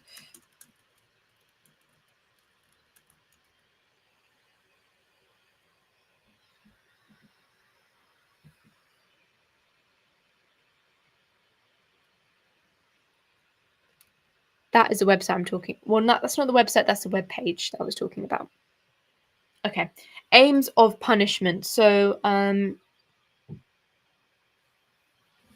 well, there's different aims of punishment. So you've got Christians. Let's say Christians believe the aim of punishment is reconciliation, or no, let's say reforming. So most Christians think that the aims of punishment should be about reforming the criminal and improving perhaps their moral ideas, or giving them forgiveness. Whereas the Islamic perspective, a lot of Muslims believe that the aim of punishment is for retribution. And then for your developed points after that, you might want to say, for reforming, an example or a method of reforming for Christians is community service, giving back to the environment, and retribution is, as named, there's many that you can name in the Islamic law, for example, flogging, stoning, etc.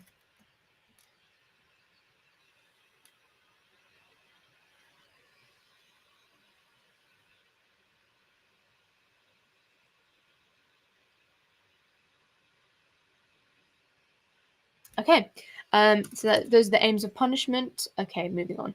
Forgiveness is the next one. We already spoke about forgiveness in the previous one, so the Christian and Muslim perspective, so you can just look at those answers. Next, explain two religious beliefs about the treatment of criminals. So, treatment of criminals. So, Christians believe that criminals still have human rights, and therefore they should be respected. And even it says in the Bible, they call, within the parable of the sheep and the goats, where effectively Christians were being told what exactly they need to do to go to heaven. They are told to visit the prisoners. So they're told to not alienate them from society. No, to not alienate them from society. Is that not a word? Alienate, or I'm just spelling it wrong. And welcome them. In Islam, in terms of the treatment of criminals, they treat according to the perfect instructions written in the Quran, and they believe that that is exactly how they should do that, according to the Islamic law principles.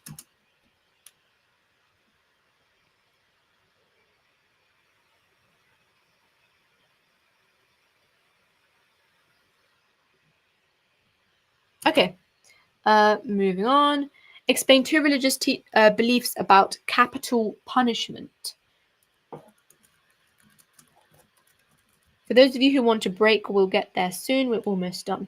So for capital punishment, the Christian perspective is... Oh, no, sorry. The question was corporal punishment. Corporal punishment. So corporal punishment is physical violence, but not necessarily death, whereas capital is actual death.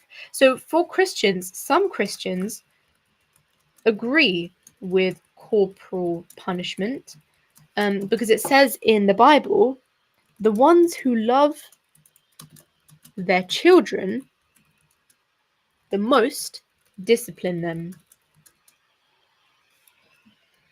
And therefore they take that, those Christians who believe that take that as a message that corporal punishment is an act of love, which is quite an interesting perspective. In terms of the Islamic perspective, they agree with corporal punishment for certain crimes, such as stealing. That's a common example there. Okay, now moving on to capital punishment, which actually is referring to death. So most Christians are against capital punishment, and they use Jesus's teachings on forgiveness, or you can talk about they have different ideas about the aims of punishment.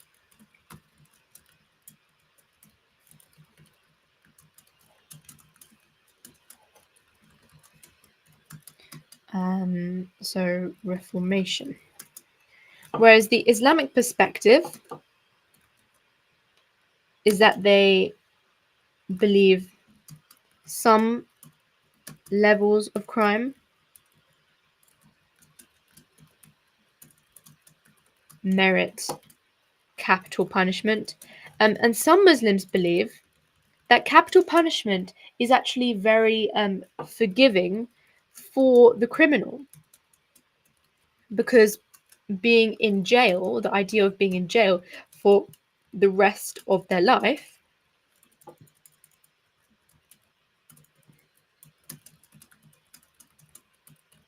is punishing as it is too punishing. And they have to face up to what they did.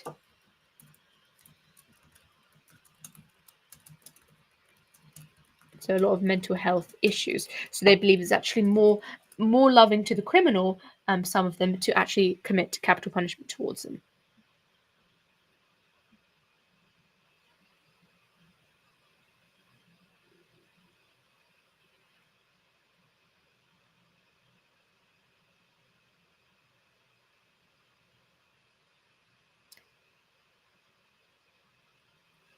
Okay. Moving on to the next one, which is suffering. We're almost done here, as you can see. So there's very similar perspectives on suffering. So the Christian perspective, in terms of suffering, is that Christians will suffer in their life, and they can minimize their suffering through prayer and reading the Bible. For example, there's loads of parables in the Bible where they're told that some people have gone through and there's lots of parables in the Bible where a lot of individuals, God has made them suffer to put them through tests. So a lot of Christians take that perspective and try and get close to God through that. And the Islamic perspective is very much the same. They believe that everything that happens is in accordance to God's or Allah's will. Especially Sunni Muslims believe this. And so for suffering, everything that happens according to them as well. Therefore, they must undergo, or they must live through every suffering in order to, follow God's path for them. Okay, breaking the law is similar to the crime that we've spoken about. Explain two religious beliefs about the victims of crime. So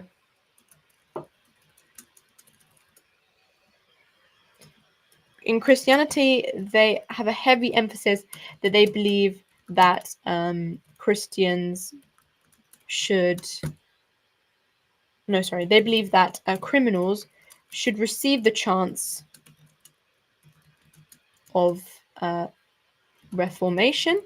And then Islamic perspective, they believe that, victims of crime we're focusing on. So victims of crime, Christians believe that they should comfort and care for those victims. And then, however, they have no influence on the punishment that that person gets. Whereas in Islam, for some crimes, the victim actually can influence the extent of the punishment, which is quite an interesting idea there, that they can influence how much they're going to be tortured and punished for something that they do. I think that's a really nice, or not nice, but it's a really effective strategy, because it's kind of getting your own retribution. Okay, and that is it. So well done, everyone. That is themes A, B, D, and E. We've done all of the 4 markers and the 5 markers. We're going to have a break now. Yes, I think a break is very much needed. So we're going to do a 5-minute break. I'll put the timer up. You can do what you want till then, and then we will regroup together. Okay? Thank you guys for being such good sports and answering all of the questions. It's really nice.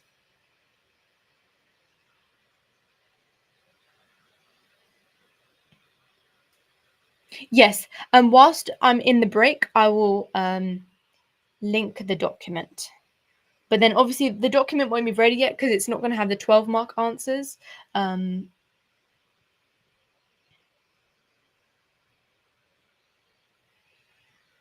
okay, I'm going on the chat. That's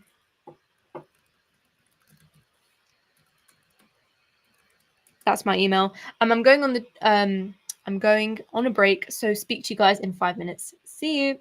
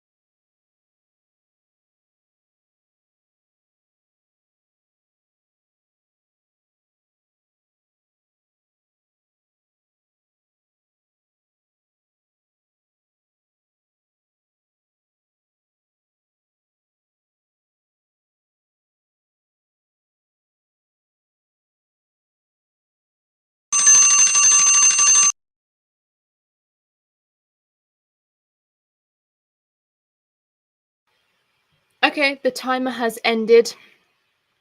I hope you had a really restful 5-minute break. For those of you asking for the document that we made, do you not want to wait till we've put the 12 marker answers on there? Because that would probably be more helpful for you. If not, I can put the PDF on. But yeah, I think it'll be better to do the 12 markers together.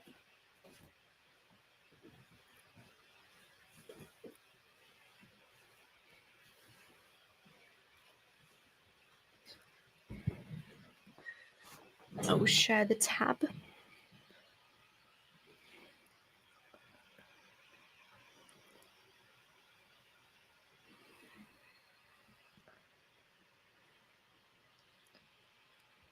How many 12 markers are we going through? That's a good question. Oh. Oh.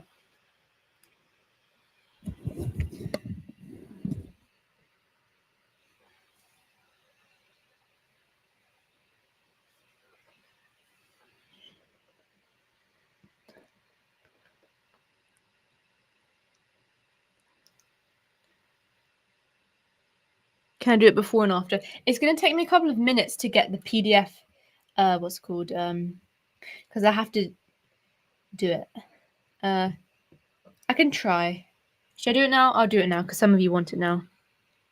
I did not pray. No, I did not.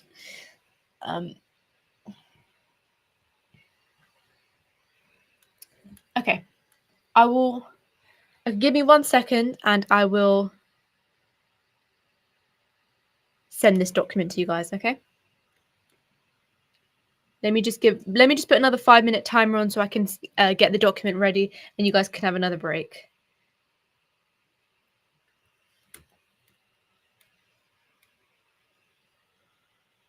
Yeah, and it allows people time to pray as well.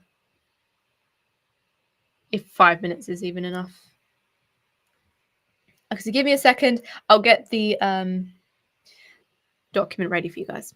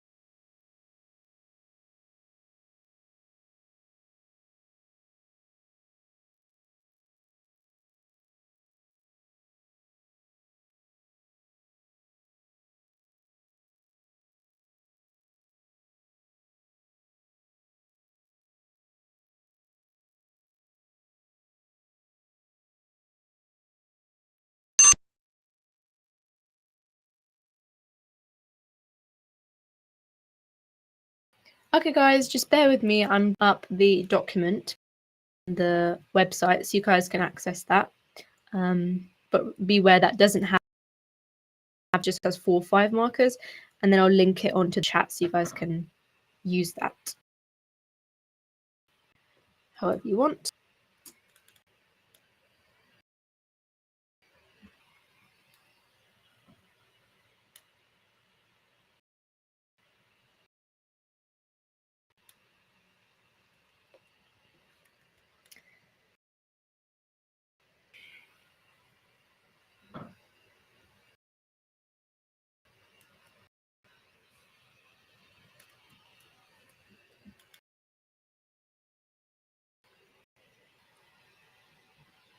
Yeah, I'll put it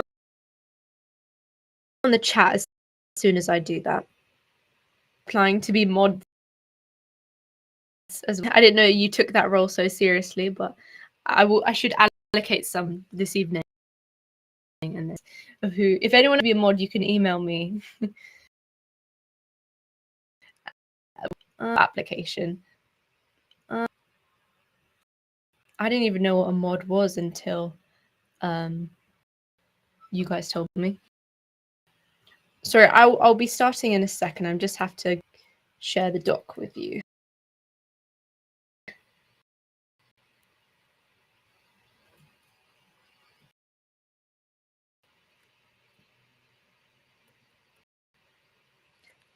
Okay. Front of the document. Use that for now. I'll obviously edit the document. It's a bit messed up right now. But when we do the 12 markers, I'll edit it and make more sense.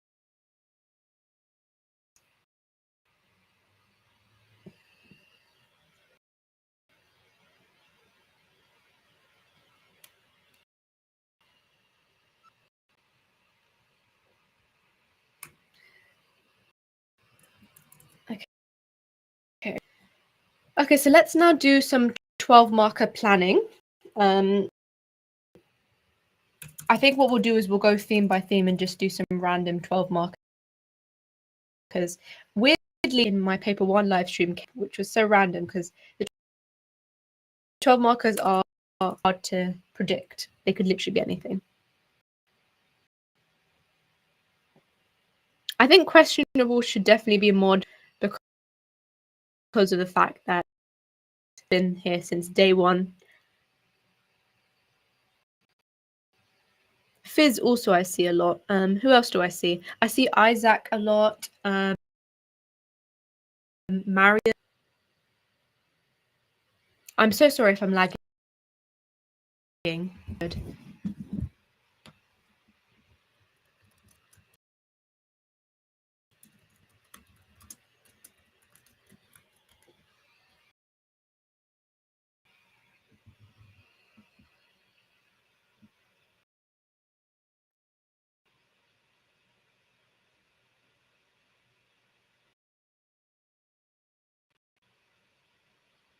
I am going to save this live so you can watch it later.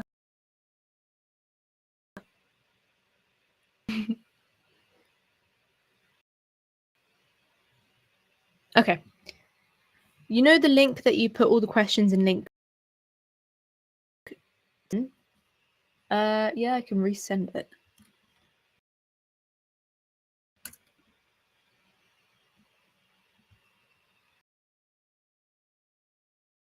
Okay, theme A 12 markers. So thank you guys for still being here as well.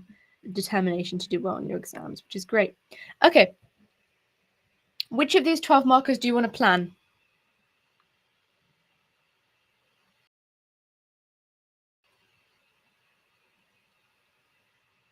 Yeah, I'm only doing a B. It doesn't even have any C or any other questions. And also C or the other ones. So I'm more familiar with these. I'm sorry to do things. Okay, which questions would you like to do? CHR is Christianity and ISL is Islam views. So just call with A, B ones you want to do.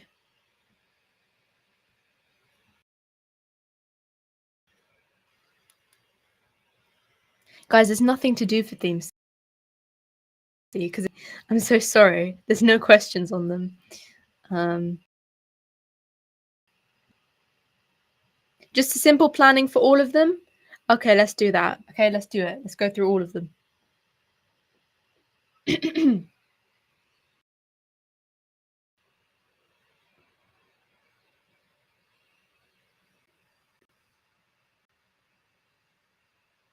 Thing is, they wouldn't give you the question, women shouldn't be leaders in the... If you didn't study Christianity, you wouldn't be able to answer that question.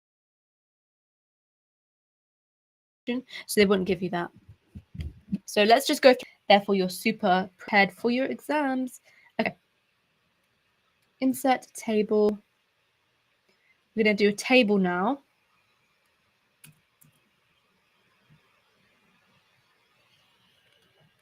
So we'll have the question, 4 points. I'm not be spelling points wrong. Against points. I don't think we need that last column. Okay, it's going to have to stay now. Okay, and then we'll say theme A.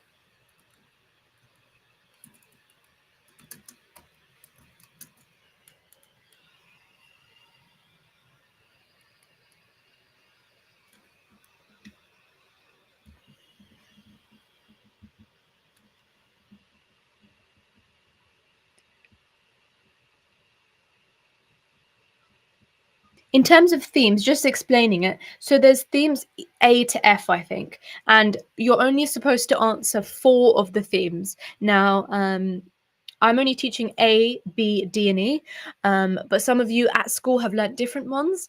But it doesn't really matter. You don't have to do the same one you've learnt in school. You can just answer any theme. Yeah, and you only do 4 of them.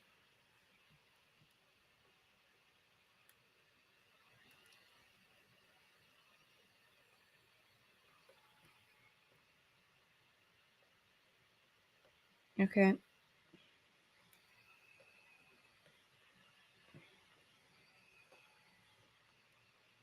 Okay, so the first question is, marriage is the correct place for sexual relationships? Or the first statement.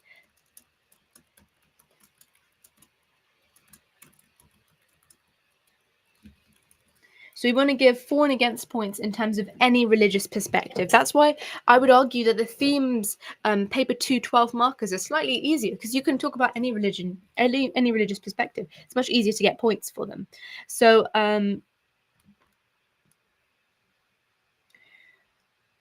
4 points that marriage is the correct place for sexual relationships. Well, you can talk about how in Christianity they implore or they put emphasis on the fact that sex should only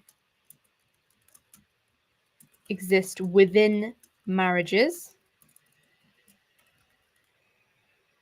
And then you can talk about how, another point, in Islam they have the same perspective. They believe that it's a gift from Allah that should only be appreciated during marriage. Obviously, you can come up with loads of different points for this. Another point you can talk about is how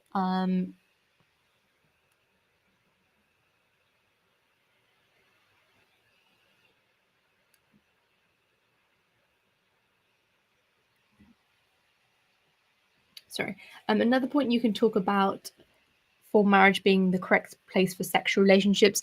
You could possibly suggest that it from an atheist perspective, it's always good to include those. From an atheist perspective, it may reduce the chances of promiscuity, as marriage is a contract that is serious and hence reduces the chance of affairs, because both parties have already made such a big commitment that's really important to them. They've already highlighted how they are devoted to one another. Okay, and then for your against points, you can say that marriage isn't the correct place for sexual relationships. So, what points could we say against that? Well, you can say that the Quakers / liberalists believe that any loving relationship is worth is valid of having a sexual relationship. And they would also argue that for same-sex couples, they aren't really allowed to get married. So it's kind of, there's no possible situation for them to survive.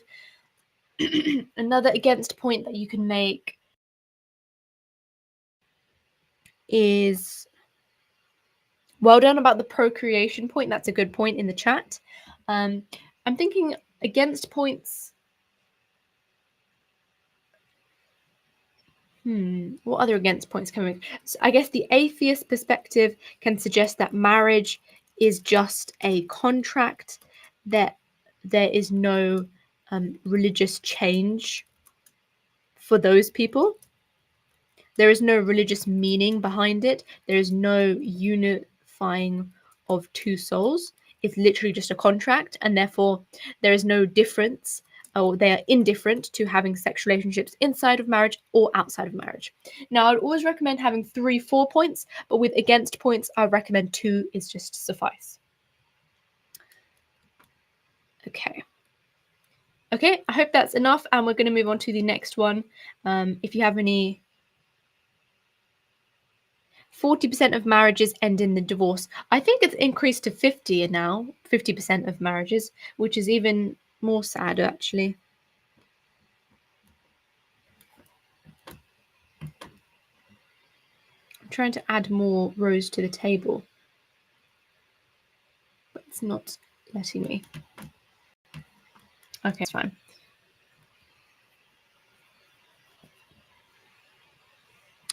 Okay, so moving on to the next one. So the next one is that same-sex marriage is wrong.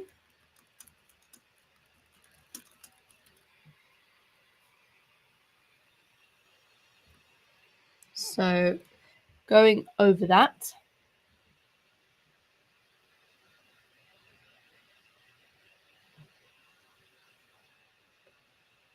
Here.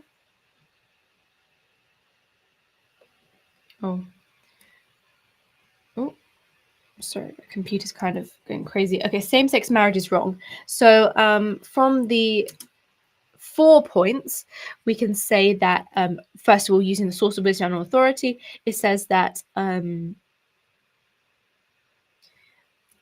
the Bible, it says marriage is only to take place between only a man and a woman. Get rid of that only there. So therefore, it is directly, for fundamentalists' perspective, people who believe and take the Bible as the direct word of God, they therefore believe that it's going against what God intends, so it's disobeying God. And obviously that is probably one of the worst crimes, religious crimes. So that's a Christian perspective there. Another perspective for why same-sex marriage is wrong, as somebody said, marriage is one of marriage's purposes is bearing children, i.e. procreation, and therefore this is naturally impossible with same-sex couples. Hence, it highlights that it shouldn't exist. Obviously, an evaluative point to that is same-sex couples can now bear children through science, fulfilling that Christian requirement. Not requirement, but I guess it is requirement in some ways to marriage if you're able to bear children. Okay. Another point for why same-sex marriage is wrong, and perhaps we can talk about an Islamic perspective now. So, from an Islamic point of view, same-sex marriage is wrong because they talk about if a man has sexual relations with another man. What did it say? This is an abomination or something. So they are strongly advised against it. And then when we're going through 12 markers, I would always recommend you can look at I actually uploaded on my website, which is here. You can see that even though it's for paper 1, I did an exemplar 12 marker, and that shows how exactly it should be written. So we've got a plan here, and then you've got your an example essay. And what I do in the end of each of the essays is talk about how effective each argument is. That's really important. So hence, for example, you can see here, hence this weakens the ability of this argument to support the statement. And then the next one is, this is a very strong argument and hence supports the statement strongly. So don't be afraid to repeat yourself. You want to constantly keep talking about that.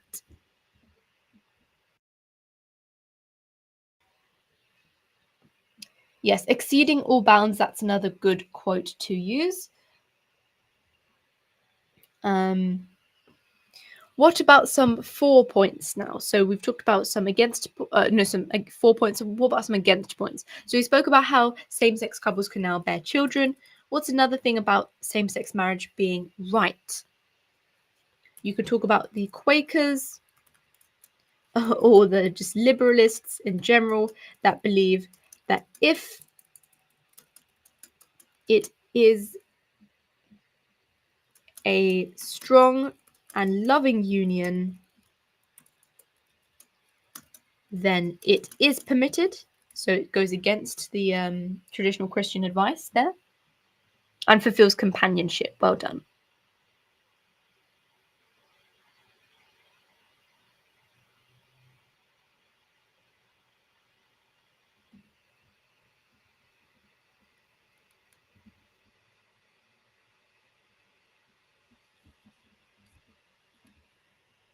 Okay, we're now going to move on to the next one. Women and men should be treated completely equally. This is a good one.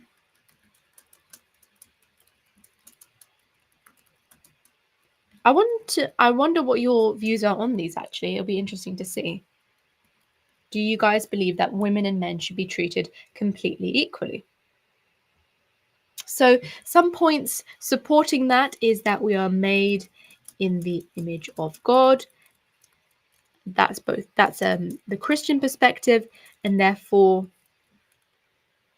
and that's all people are made in the image of God. Therefore, all people should be treated equally.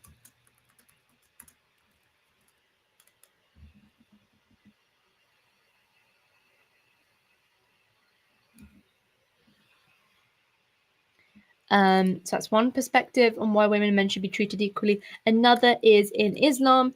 They suggest that men and women, despite their natural differences, they believe that they have the same religious and moral obligations as one another, as each other, hence suggesting that they are equal.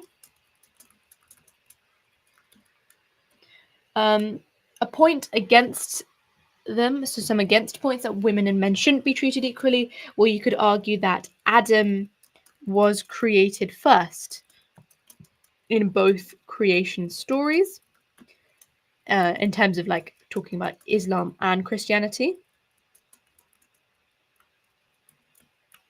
hence suggesting men are superior. However, you want to say maybe at the end of that evaluative point, to evaluate this,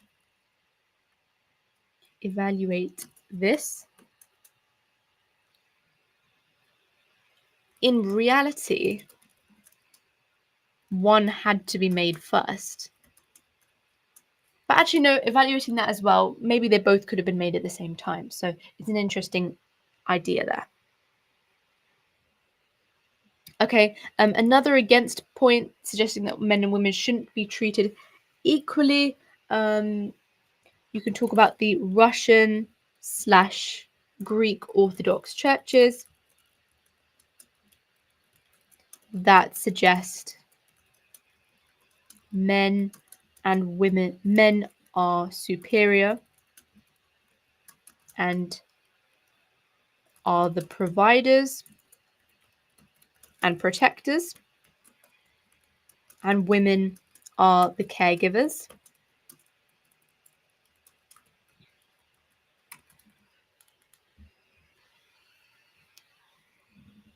Did it say that women should not talk in churches? Wow, that's interesting.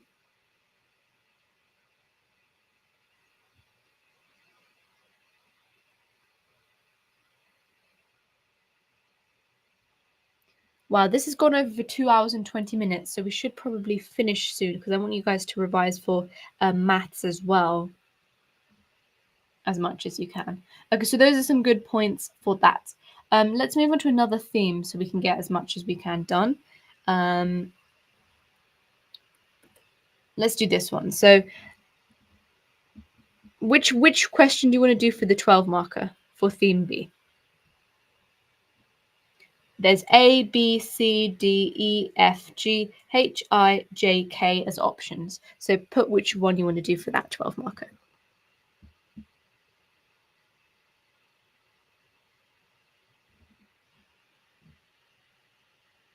You can say some Christians, but Orthodox is just more specific. I mean, you'll probably remember it now. Oh, you guys want to stay on the live? Oh, that's interesting. Thank you for that. I'll keep it going, but for those, just to let you know that you don't have to stay on it if you don't want. Oh, you can't see. I'm so sorry. Here. Not you guys doing random letters. Here.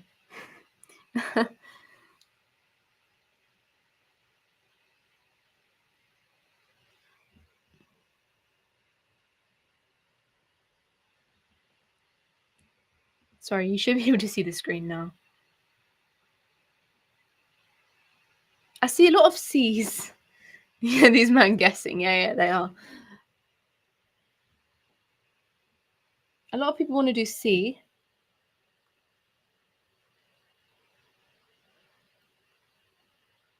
Please respond. Can I use they are made from a single soul? I don't know what that's referring to, but I'm just going to say yes to that. Seems like a good quote. Okay, C. There is no good reason for abortion. Oh, look at you guys, you controversial kids. Okay, let's go through this. There is no good reason for abortion.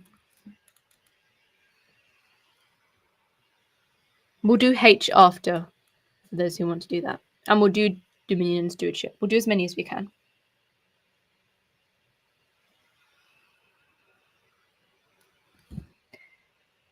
Okay.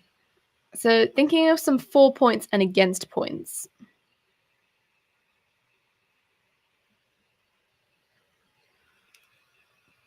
So 4 points towards, so points suggesting that there are good reasons. No, wait.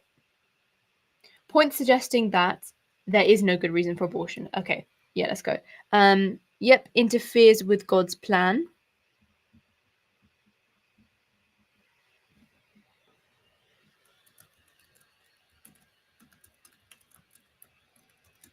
And for, we know that this is more important comparatively for Muslims because they believe that they have less free will or very limited free will, and therefore it's going against God's plan or Allah's plan. Another key point to make is the fact that the sanctity of life argument, the idea that life begins at conception, And you don't want to just limit this to Christian perspectives, right? The sanctity of life, some non-Christians believe this. Some atheists believe that life begins at conception. So even some atheists are against abortion. There's interesting perspective there. I feel like if you got this question, you guys would be really good because you're coming up with so many answers in the chat. Where is the website? I can link it to you guys.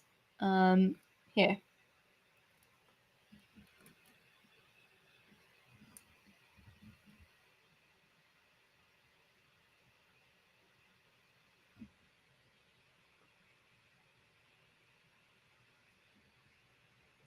Ellie, I think I've already linked it for you guys.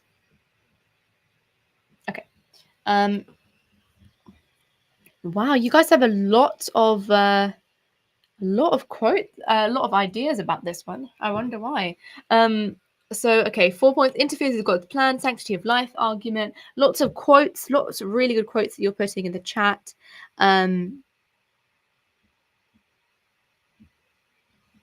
On top of that, so let's see some other points. There's no good reasons for abortion. So we said sanctity of life. We said it interferes with God's plan.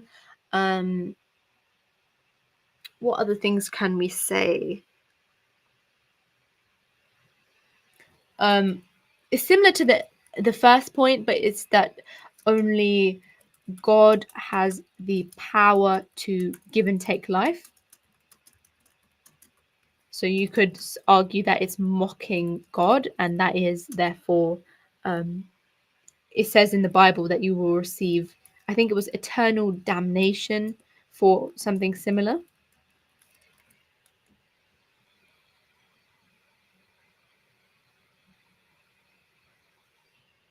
Okay, now points supporting it. Well, the idea that in Islam,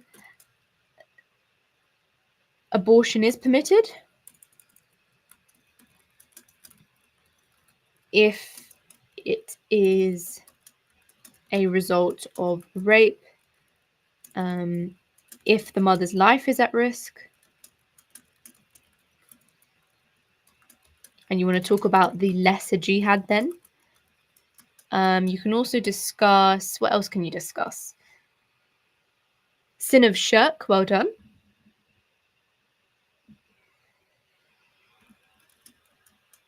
Okay, no, sorry, the sin of shirk is on the other side, isn't it?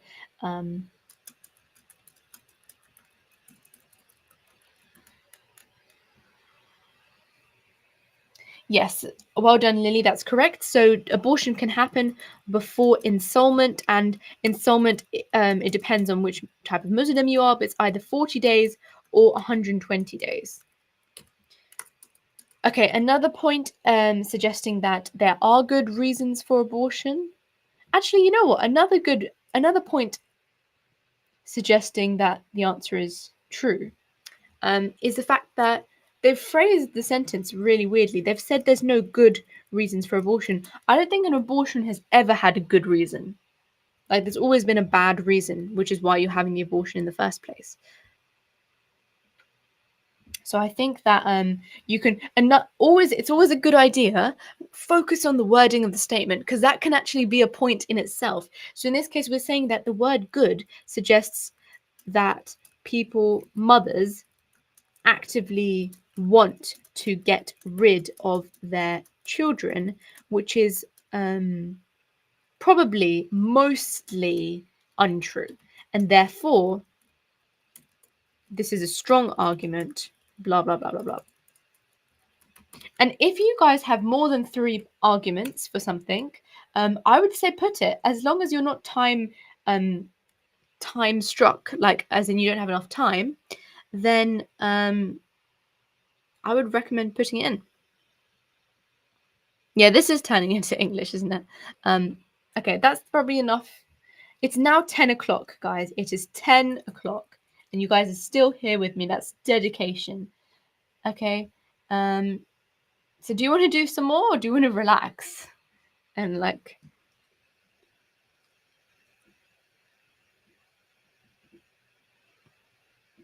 When it says two opposing, that means two contrasting. So yeah, it's the same thing.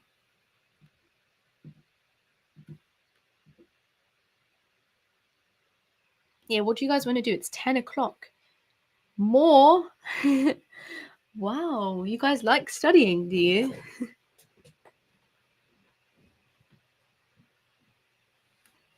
Need to get that 9. Yeah.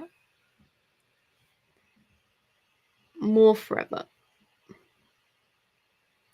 I guys like you. I like you guys. You're very fun to do lives with, actually. Let's continue. Okay, I don't think a single person has said stop, so okay. I guess we'll probably continue. Why not? Why not? Okay, so I'm guessing continuing with the 12 markers then. Let's go. Okay, please choose another one then. So again, A to whatever letter it ended with, and then we'll answer that 12 marker. Okay, one person said stop. Continue. Sleep ain't that important. You guys are so funny. Okay, yeah. Choose which question we're gonna do.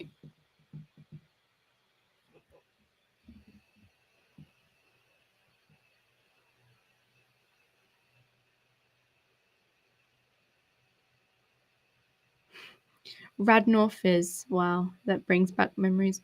B or D? Actually, no, we should probably do another theme.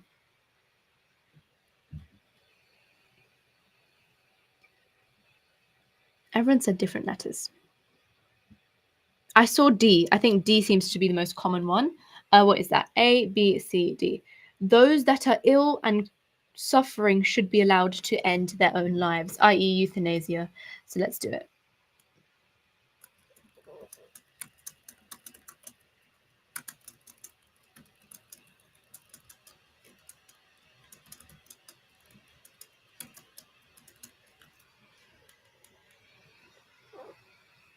Yeah, we'll do another theme after this, like as in theme D. If you've only revised theme A, I recommend going back and watching the rest, the all of this stream that we've done up to this point.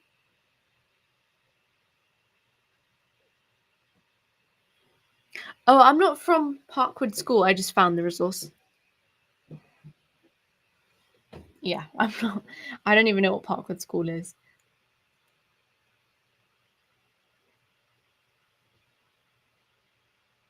What's the hardest theme? I think they're all quite difficult. I mean, I don't really know. Like, because some people have interest in things, so they just know to talk about it more. So it literally depends what you like talking about. Okay, so 4 points suggesting that yes, those who are ill and suffering should be able to end their own lives. So points supporting this: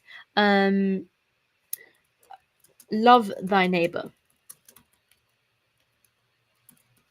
Okay, the idea that you should not love thy neighbor, love thy neighbor. The idea that you should be compassionate and caring. Okay, and that's a Christian perspective. Another point that you can say, which is an atheism perspective, perhaps, is that if their life is only being sustained by a life support machine, then their death wouldn't be murdering them. Like their death wouldn't be a result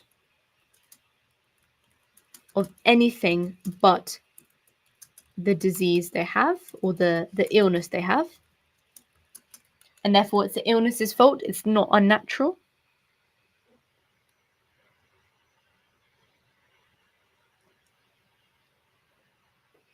Okay, quality of life, good point. And that's another point that you can make. So perhaps that's an atheistic point as well about the quality of life. I think that's quite self-explanatory there.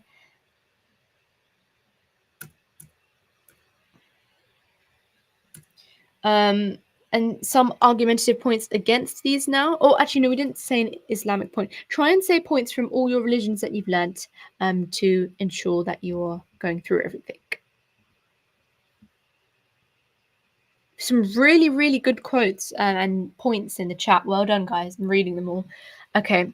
Yeah, so we've spoken about that. What about an Islamic perspective? Can someone come up with an Islamic perspective that suggests that those who are ill and suffering should be able to end their own lives? Or maybe that would be an against, wouldn't it? It would be an against point because obviously they believe that God's will and everything, everything that happens is in accordance to God's will. And therefore, only God has the power to give or take lives. Lesser of the two evils. That's a good point, Lydia. Well done. So, the Islamic perspective, lesser jihad.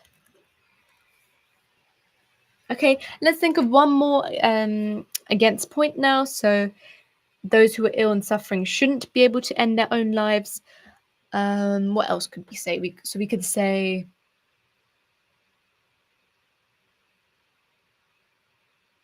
oh yeah, so we can say it can be subject to abuse, as people or, for example, relatives force somebody to commit or have euthanasia, which is terrible.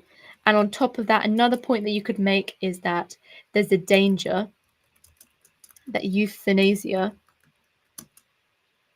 could become a law at a certain age, which is an interesting perspective.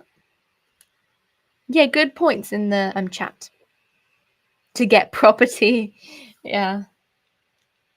To lighten your burden. Yeah, that's a good quote, actually. God wishes to lighten your burden. Really good quote. Yeah, perfect. Okay, that's good. That's a good plan for that one. Okay, let's now move on to theme D, 12 marker. So choose out of A, B, C, D, E, F, G, H, I, J, which one you want to do.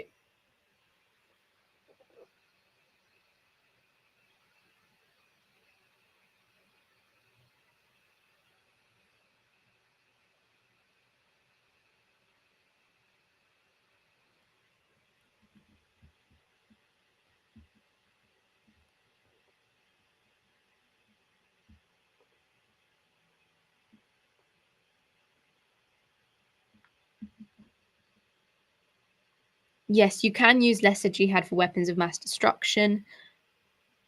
Okay, a lot of people are saying D, so which one is that? Christians should use violence to protest unjust laws. Okay, interesting.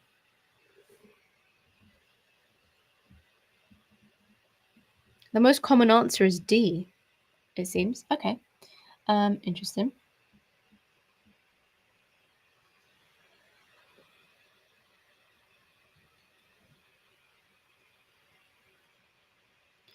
Let me just make another table.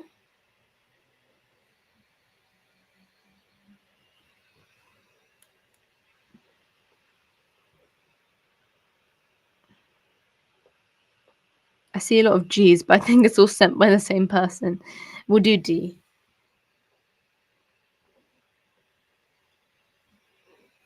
So what is it? It is that Christians should use violence to protest unjust laws.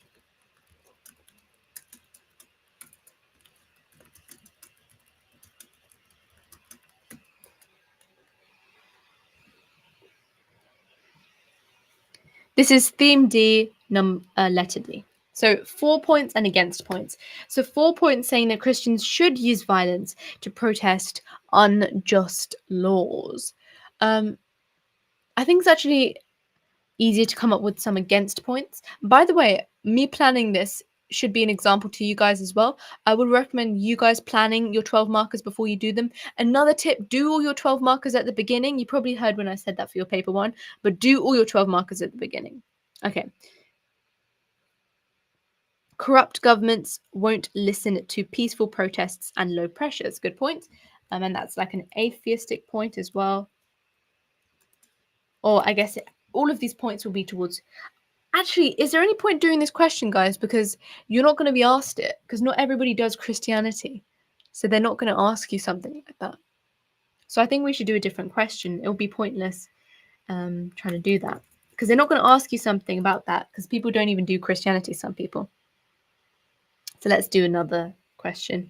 Can you choose another question, please? Thank you.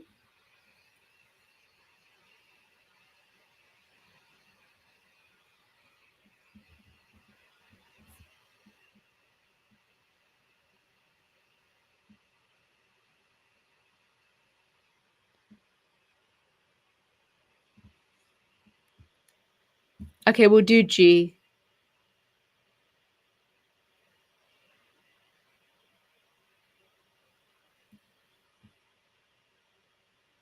No, I would say do 12 markers at the beginning. And the reason why is because you can get all of your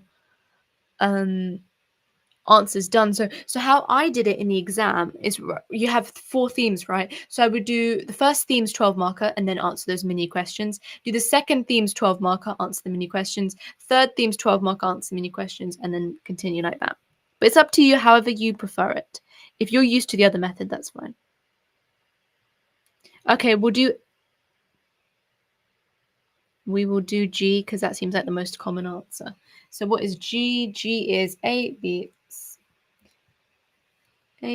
C, D, E, F, G. If forgiveness happens, there is no reason for war.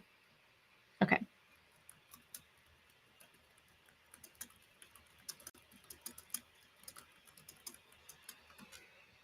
Okay, so coming up with some 4 points for that. Well, it says so in Islam.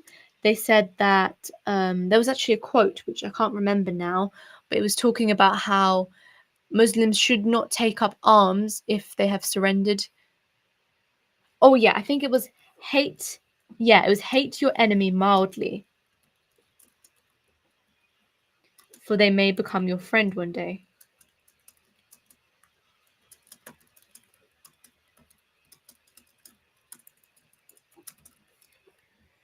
So literally Muslims, the part of their name of Islam actually means peace.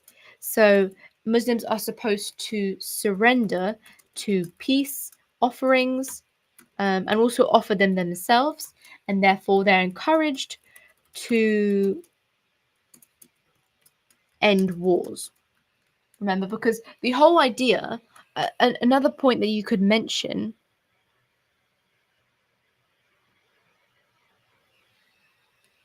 is the idea that it's called the lesser jihad for a reason.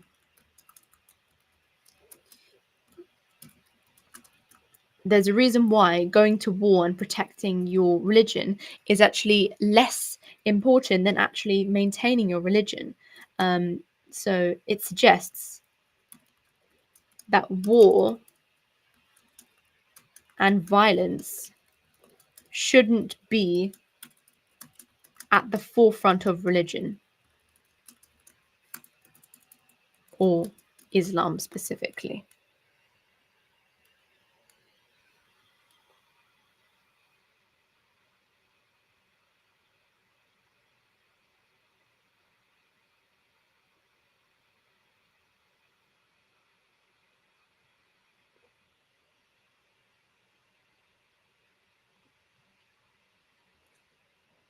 I'm not sure about your question, Official T. You can only answer 4 themes. If you go and answer more than 4 themes, you're not gonna get any marks in those. I don't know if that's your question. Sorry.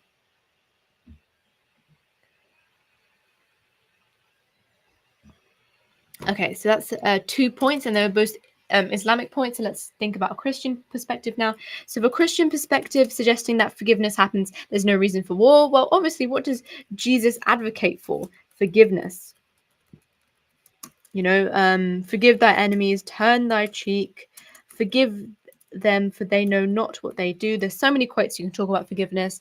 Therefore, Christians it's almost the one of the most important practices for Christians, the forgiveness of sins. Okay, now against points, well, we can talk about from an atheistic perspective how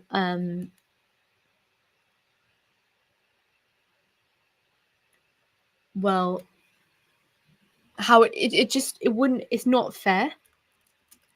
For example, if we talk about the Russia-Ukraine conflict, how one country is taking over another country, if Russia took over the whole of Ukraine and then Ukraine just said, okay, we forgive you, but it's only saying that obviously because it's under the pressure, then should we just let Russia not have to pay for any of the damages it's caused and all of those things? So that's an example of like, is it even fair to do that? So atheist perspective, it's not fair because in many cases there's often corruption and also countries having to be forced to forgive,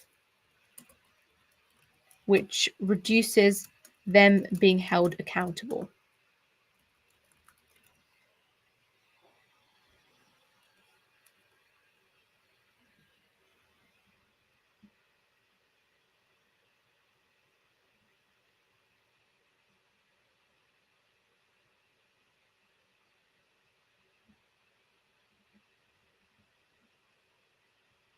Okay. Now, another point against that, if forgiveness happens, there is no reason for war. So you can also talk about,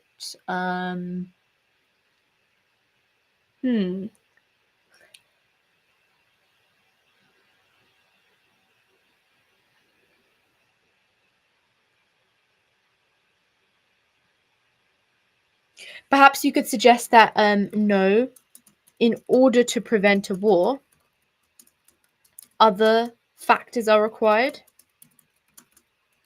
For example, payment. For example, at the end of World War II, Germany had to pay every country, otherwise they were going to go and continue to go into war with Germany, and stuff like that. So payment or some sort of, I don't know, subsidies of, energy and things like that. So in order to prevent a war, you need other factors, not just forgiveness, because, forgiveness doesn't hold any value physically. I mean, obviously, spiritually and religiously it does, but countries don't tend to work like that, especially in the modern day, where a lot of countries have taken up being secular, so non-religious. Okay, that was a good question to do.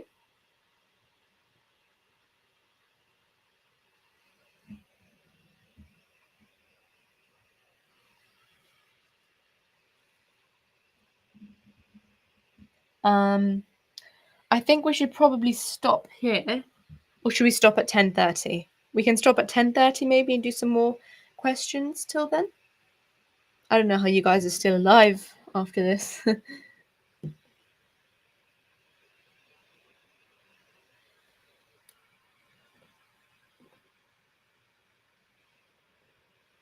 Can you send this document? Of course I can. Yeah.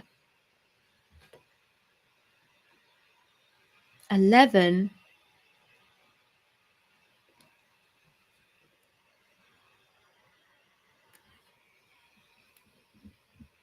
Yeah, the Bosnian War is a good one to talk about as well. 10:30. Thank you guys for the nice compliments. We'll end at 10:30. I think that's a good, I want you guys to get sleep. I think it's really important. And you know what, with the revision, if you've paid attention, this is all I did for revision and I almost got 4 marks in the exam. So just do this and you're hopefully going to get the same thing.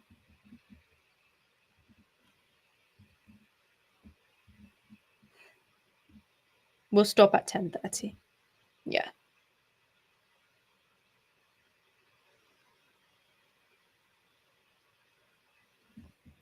Sleep is a choice. Sleep is a choice. Okay, so let's do another one. Can you guys, okay, let's do from the final theme, theme E, pick some 12 markers to do. So we'll probably end up doing 2 in this live. So there's a lot to choose from.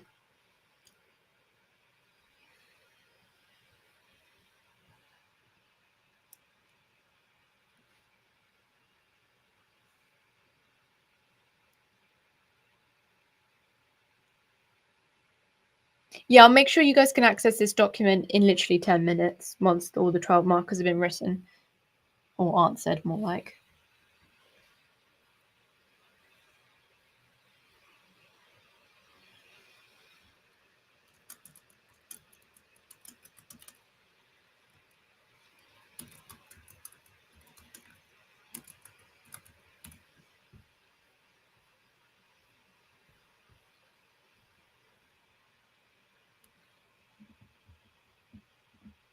C or G.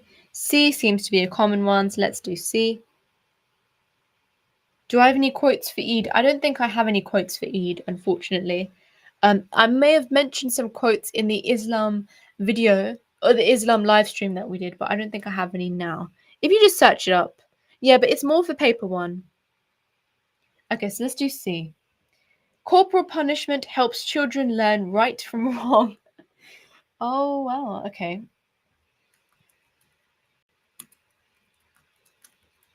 I think RS is a fun paper to do because you kind of just get to literally debate things. Corporal punishment helps children learn right from wrong.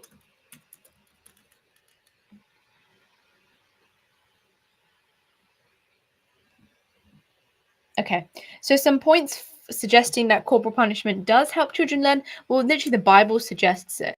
What was the quote? It said, "Those who are, yeah, the one who loves their children the most." Huh?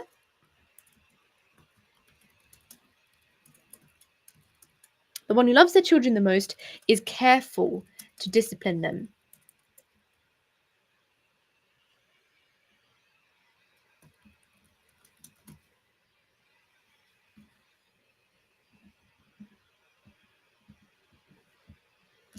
Okay, yep, obviously an against point is from the maybe atheist perspective that it's abusive to children.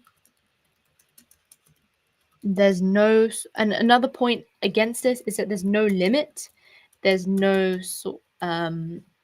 boundary, so therefore it can get very violent and, as we said, abusive. So the one who loves their children the most is the most careful to discipline them.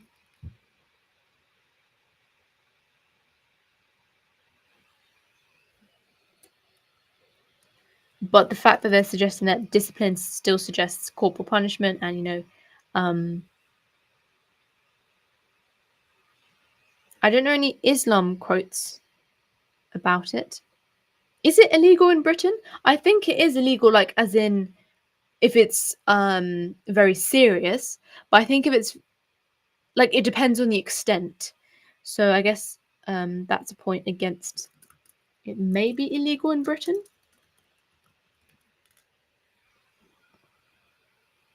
He who spared the rod hates their children. That's the quote that we're looking for. Thank you. Thank you very much. He who spares the rod hates his children or their children. His children, I think. So suggesting that corporal punishment is important. It is illegal. Okay. So it is illegal in Britain. That's a really strong argument because it's therefore suggesting that it's not good for the social welfare. There can be a lot of mental health problems that are caused by that. In terms of 4 points, it helps children learn right from wrong. You could argue that yes, and this is from a more atheistic perspective because, or a logical perspective, because the idea that it acts as a deterrent for the children to commit wrongdoing, and then that means that when they grow up, they will be more respectful. Not necessarily, but generally speaking, children who would be experiencing corporal punishment will be much more careful and I don't know, learn right from wrong more. Yeah, it makes it very clear. That's a better phrasing of it. Okay, so those are some good points for that, and we've got some good quotes there. Let's now choose another, or we have 4 minutes, so we'll choose another 12 marker, and then we can have a chit chat if you want to end the live.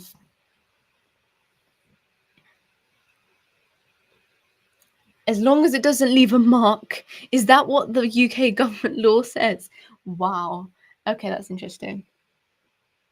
So it's illegal if it leaves a mark then, or if it's dangerous. Chit chat. Yeah. Okay. So we'll do our last little 12 marker.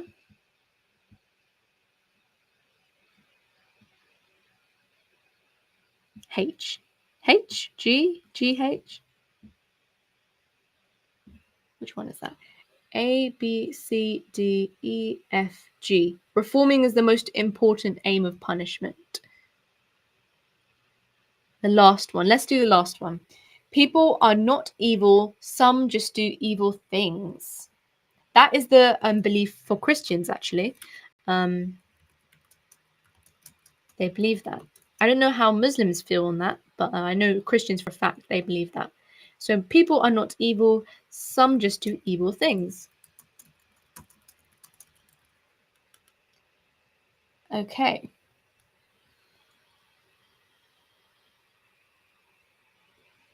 So, obviously, we can say firstly our 4 points. From the Christian perspective, they completely agree with this. I think it says there must be a quote about this really similarly worded in the Bible or something. So people are not just evil, some just do evil things. But we actually need to make a point. We can't just say completely agree. So for Christians, they believe that all evil, actually Christians and Muslims believe that all evil originates from Iblis or Satan, and therefore is his doing and not the people who act out all of those sin. Lord's Prayer teaches forgiveness. Forgive us our trespasses. Yes, okay, that's a good point. The idea of forgiveness, and especially in terms of Christianity, from the Lord's Prayer, which is a really good example, that we should overcome and stop judging others.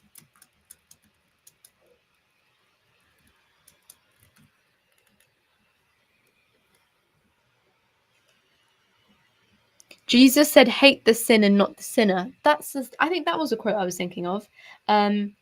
So hate the sin and not the sinner. Another point suggesting it's like 4 as a 4 point is the idea that, which is for any religion really, which is that if we start to hate people and create divisions or further divisions between everyone, then it's only encouraging more hate. It says in the Bible that you should treat evil with love or something like that. Like hate does not stop hate; it only creates more hate or something like that. Whereas love saves that.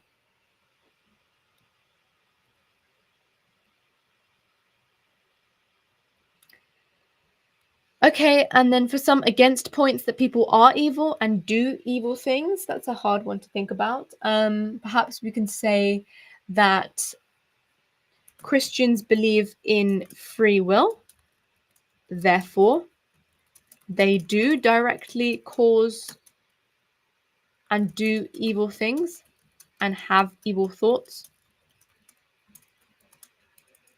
hence are evil. Original sin, that's a good point there. So original sin is the idea that you're born with sin, that Adam and Eve have not done, but what they have caused because of the fact that they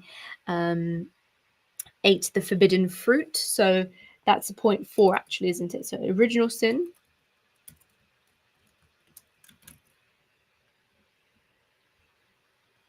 Free will, judgment. Yeah, the idea of judgment, that's a good point there. Why is there judgment? And why is there hell as well if it's just Iblis's fault or Satan's fault?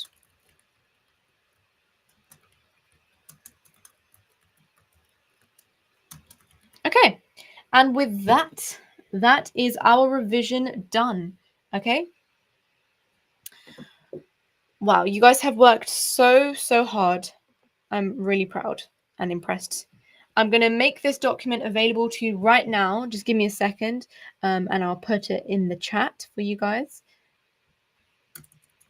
But I really appreciate that you guys are here as well. You know, I remember last year I was doing live streams and there was one person watching. So this is much better, a much better outcome. And it's nice to talk to you guys as well. You're actually really sweet as a year group. Okay, let me just make this available for you.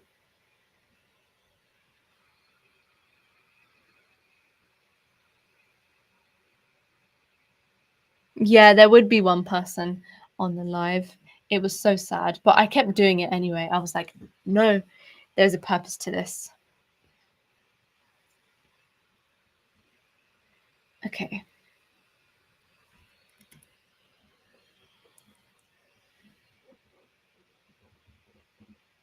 Yeah, I hope you all get 9s or the top grades or whatever grades you want, because I think that in the UK, a lot of people struggle with not having good teachers, and I definitely did when I was in school. Like, a lot of my teachers were not very good, and then we would have to struggle with our GCSEs because of that. And I think that's so unfair because some schools have really good teachers, so it all just depends on that, which is another reason why I made this resource. Aww. You guys are actually so sweet.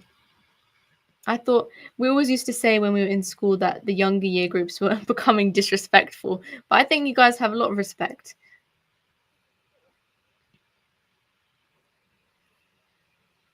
Yeah, I hope it's easier questions for you guys, or at least questions that we've gone through, because you guys have sat here through hours of live stream. You deserve to have questions that come up.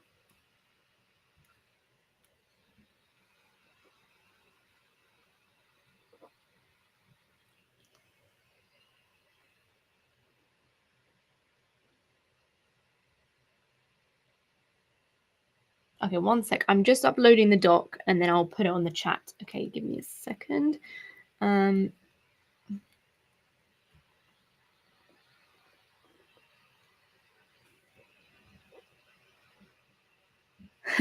So do you not like the sixth formers in your school? Wow.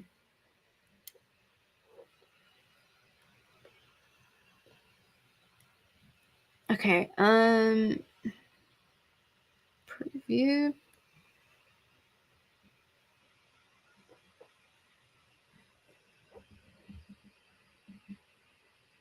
Year 9s have no respect.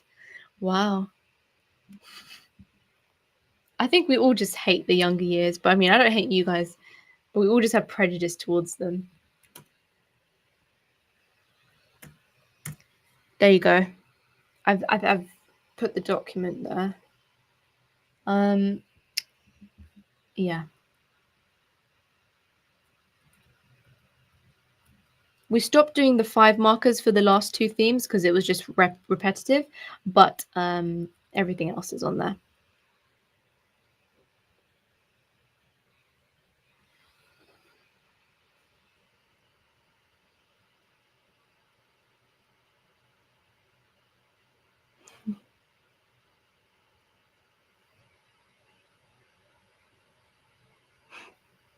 The New Year sevens are so bad. Well,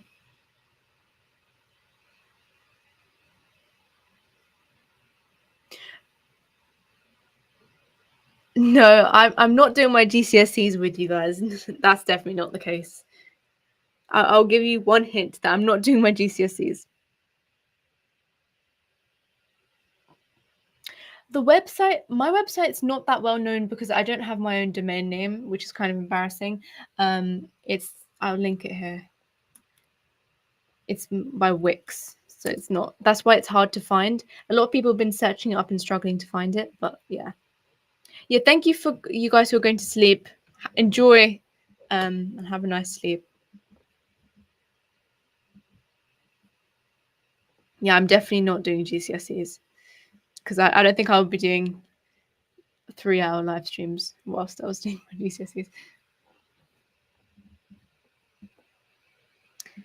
Okay, I'll actually let you go now. I don't want to take any more of your time, and you guys worked so hard. Live stream is what? What should we do?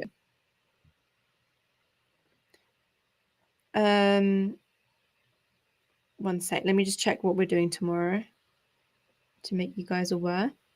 Yeah, I will be doing lives for. I pretty much do lives for the most obvious, most common GCSE subjects. Tomorrow's live is going to be chemistry and geography. So see you guys in probably one of chemistry and geography.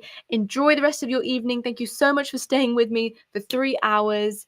You're going to do amazing, and see you tomorrow.